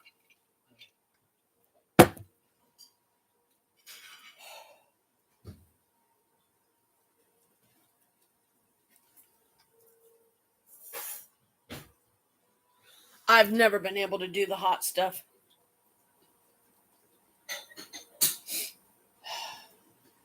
It tears up my stomach. It fucks. As you can tell, it's still fucking with my throat. I didn't even want to swallow that. I should have just went in and got a fucking glass of water and just swished it around in my mouth and spit the shit out. Surprised my throat didn't start closing.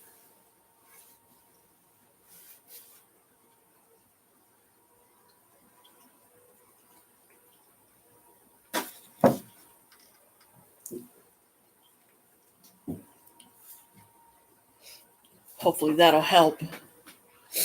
He brought me a drink of milk. Because, when it comes to hot stuff, milk can absorb a lot of it. And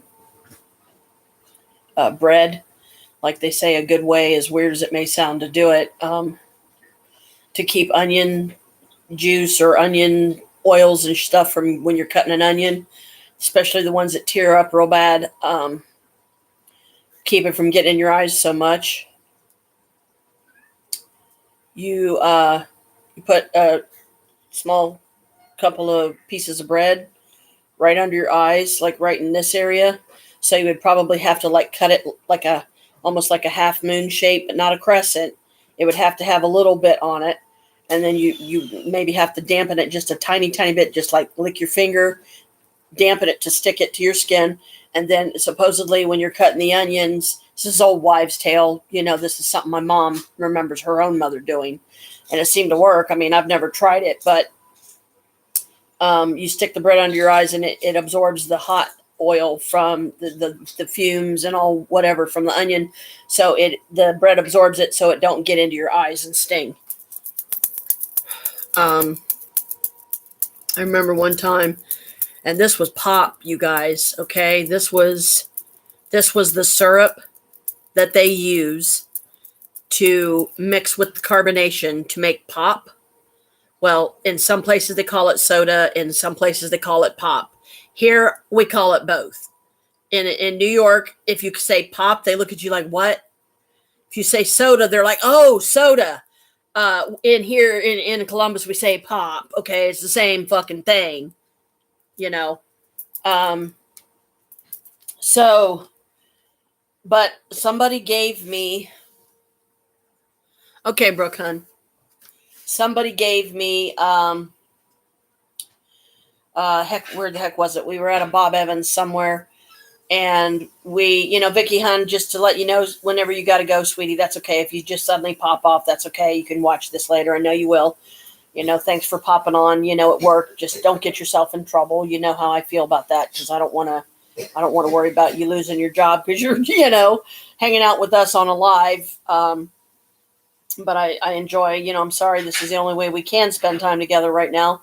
So, but anyway, they gave me a pop, and somebody didn't stir the syrup in well enough, and they gave me a straw like they normally do, when it's pop, and I took a big swig of it. I got a big dose of the straight syrup that they used, and it literally, my throat started closing. Like, I almost stopped breathing. I was like, I mean, it scared the fuck out of me, and I was like, I'll never do that shit again. So I think it was that grenadine stuff or something or another that they use for like, yeah, it was scary.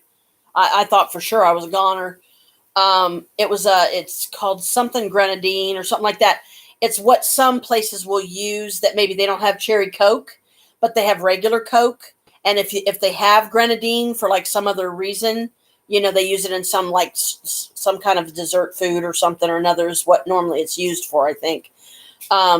They can use it as a cherry Coke kind of substitute, I guess.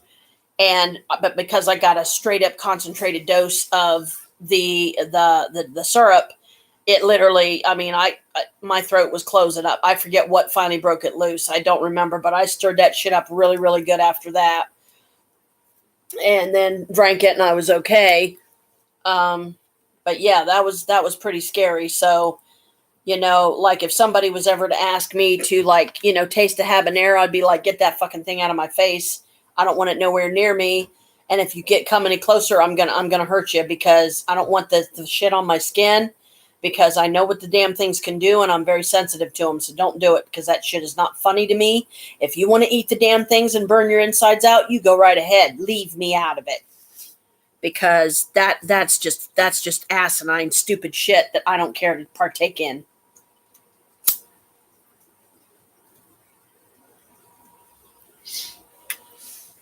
Michael, my oldest,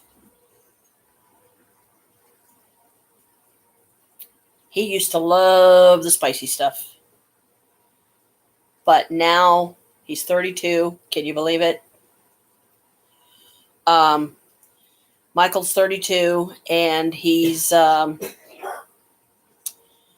can't do it anymore. He can't do it. It tears up his stomach.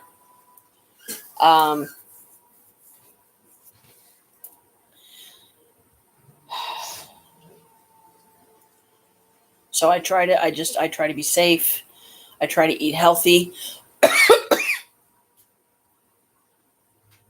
I try to get more water down me every day. I've got my Moldavite on, which Vicky, you might not know what a Moldavite is, but it's a crystal, but it does have some meteorite in it. So it literally is a piece of a planet.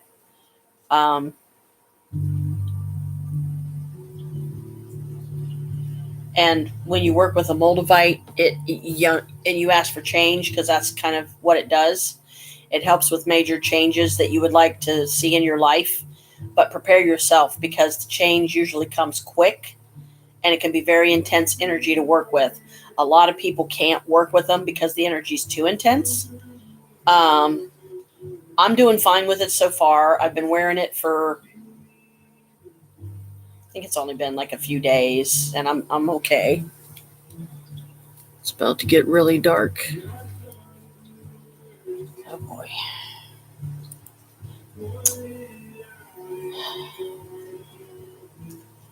Um, I feel absolutely horrid because I haven't been on one of Holly's lives in a long time. I don't even know if she's still doing them. Holly is, I don't know if you remember her, if you ever met her.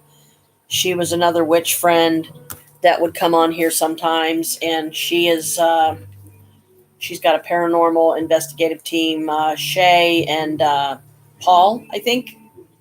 And Shay is the Wiccan. He's the witch of the group. Paul is British. And I don't remember too much about Paul, but I thought he was cool. Um, I liked all of them. I'd like to meet them and, maybe investigate them with them sometime, but they're in Canada. So I'd have to be willing to travel to Canada, then try to find somewhere that I could hook up my computer or just text Holly on the phone and say, guess where I'm at? And if she says where, I would tell her I'm in Canada. Want to know where? And if she says where, then I'd tell her and I'd be like, can you come and meet me? I'd like to meet you. And, just see if she would. But I didn't mean to make her feel forgotten or, that I just suddenly didn't have time for her anymore. That wasn't the case at all. It's just the chaos that I have come to know as life, my life. How hard it is to have time to catch up with, friends and try to go to one live and attend one live, let alone 3 or 4 or 5 or more. Because for a while there, I was following several groups. And yeah, and I hope she does. I hope you're right. But I just feel bad because I feel like I'm being a bad friend. Because, there were like very rare times that she would be able to come on, and usually she wouldn't show herself right away. She would say, yeah, it's just me. I'm lurking. She's a wood elf. She's a heavyset lady, long, pretty hair.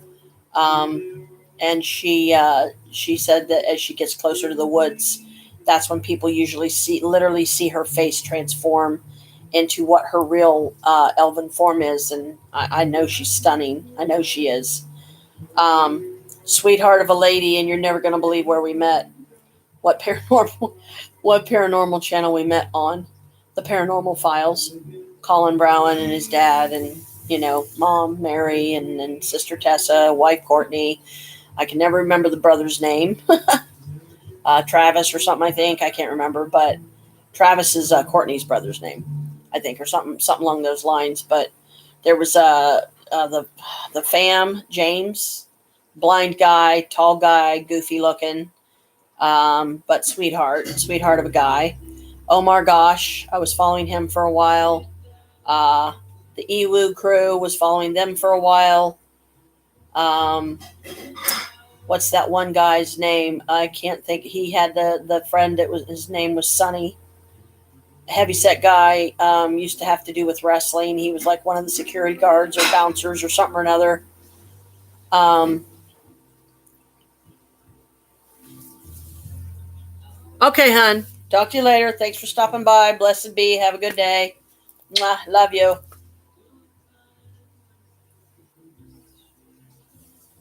Um, but yeah, I want to try to at least maybe get over onto Holly's channel later and, put some kind of post, a message or something. Say, hey, sweetie, I haven't forgotten about you guys. I hope you're okay. Sorry, I still haven't seen any of your lives in a while, but my life is just crap right now, and chaos after chaos after chaos after chaos. I don't know if I'm coming or going anymore. It just seems like I'm done. I need to slow down because I'm doing too much again. I'm spreading myself too thin again, and that's not a good thing because I cannot end up in the hospital, you know, right now because a lot of people are depending on me, and right now, that's too many. It's really too many. So thank you, whoever's coming in however long you stop by. Sorry if this is too boring for you, but I'm just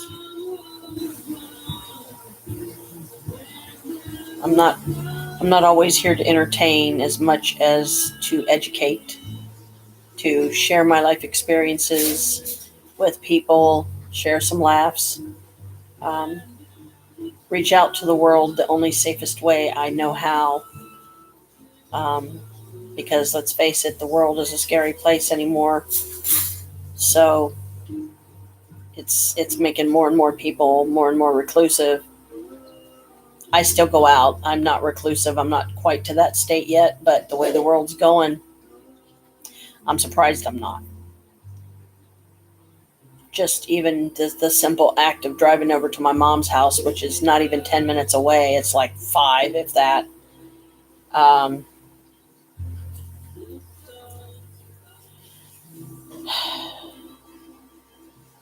I just, I'm at peace when I'm there every time. I can sit there in mom's front room and do my paintings and just, try to divide my time up as evenly as I can between, sitting in there with mom doing my diamond painting. Excuse me.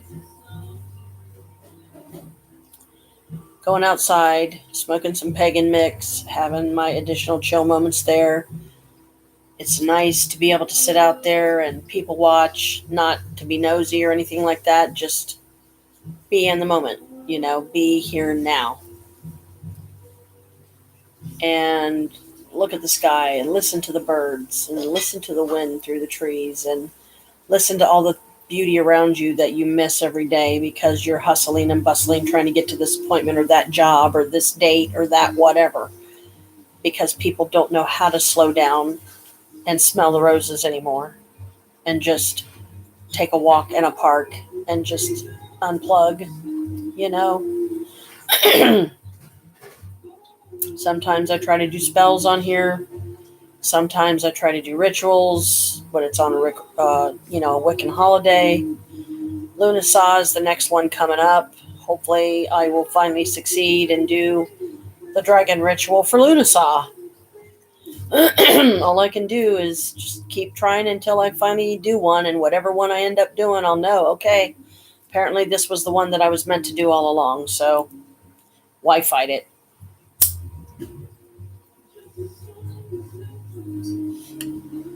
Been on here over 3 hours already. Wow.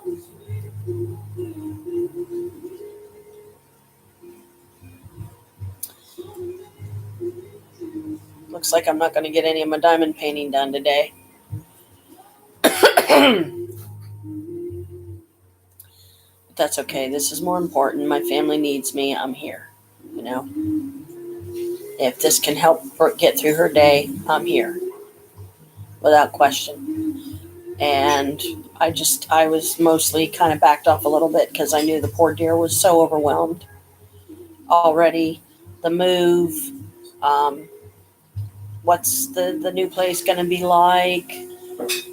How soon is she going to be able to get her TikTok shop going so that she can start making some money right away? And she only got to do a couple, and then the trolls are right back to taking them away from her again. And I don't like that shit. That is wrong, and that's just the way of the world. And I'm not going to just sit by and let it happen when I can do something to stop it.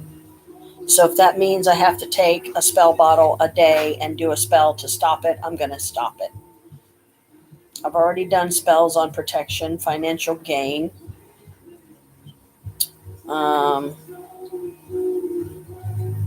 I still got to do a protection one for Christy.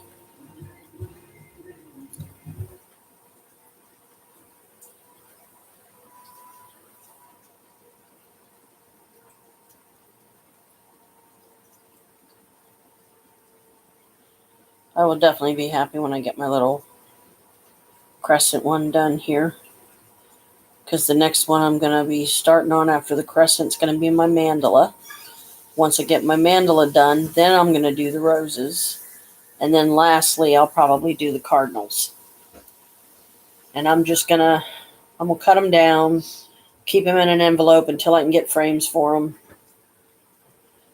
She had to do something. She still hasn't come back, and Vicky had to pop off because she was at work and she was on break. So she said, "Sorry, gotta go." It's like, "Oh, that's okay, hon. Go ahead and go. I understand."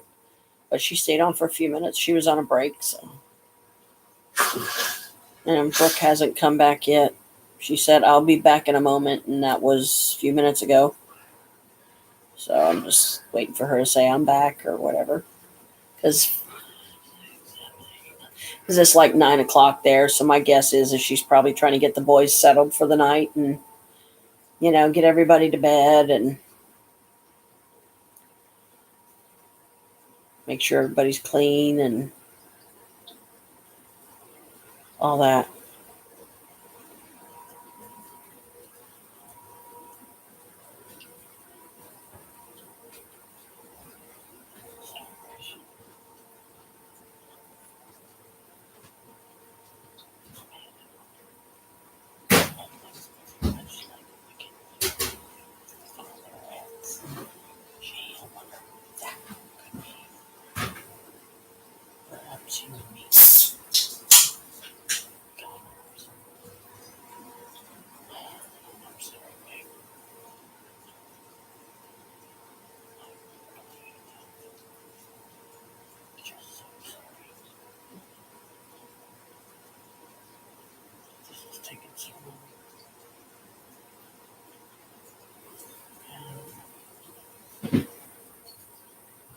Sorry, one of my spirit guides was talking to me, trying to talk low because they didn't want to interfere with my live stream. They're like, "Oh, you're doing a live stream. Sorry.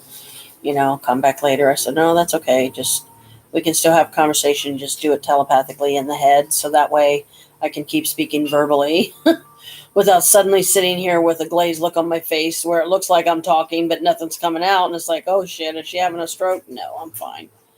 Just exhausted and I just want the whirlwinds.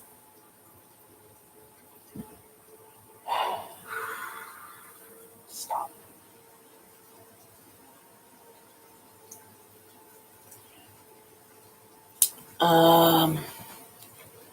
Also trying to think if there was anything else significant I wanted to get done today. Because right now, as far as just trying to get a rough idea of what I'm going to have in the yard sale, I've only got 7 things down that I can think of, to sell. That's just like off the top of my head. And I'm still trying to figure out how I could also have, if Whitehall would allow me,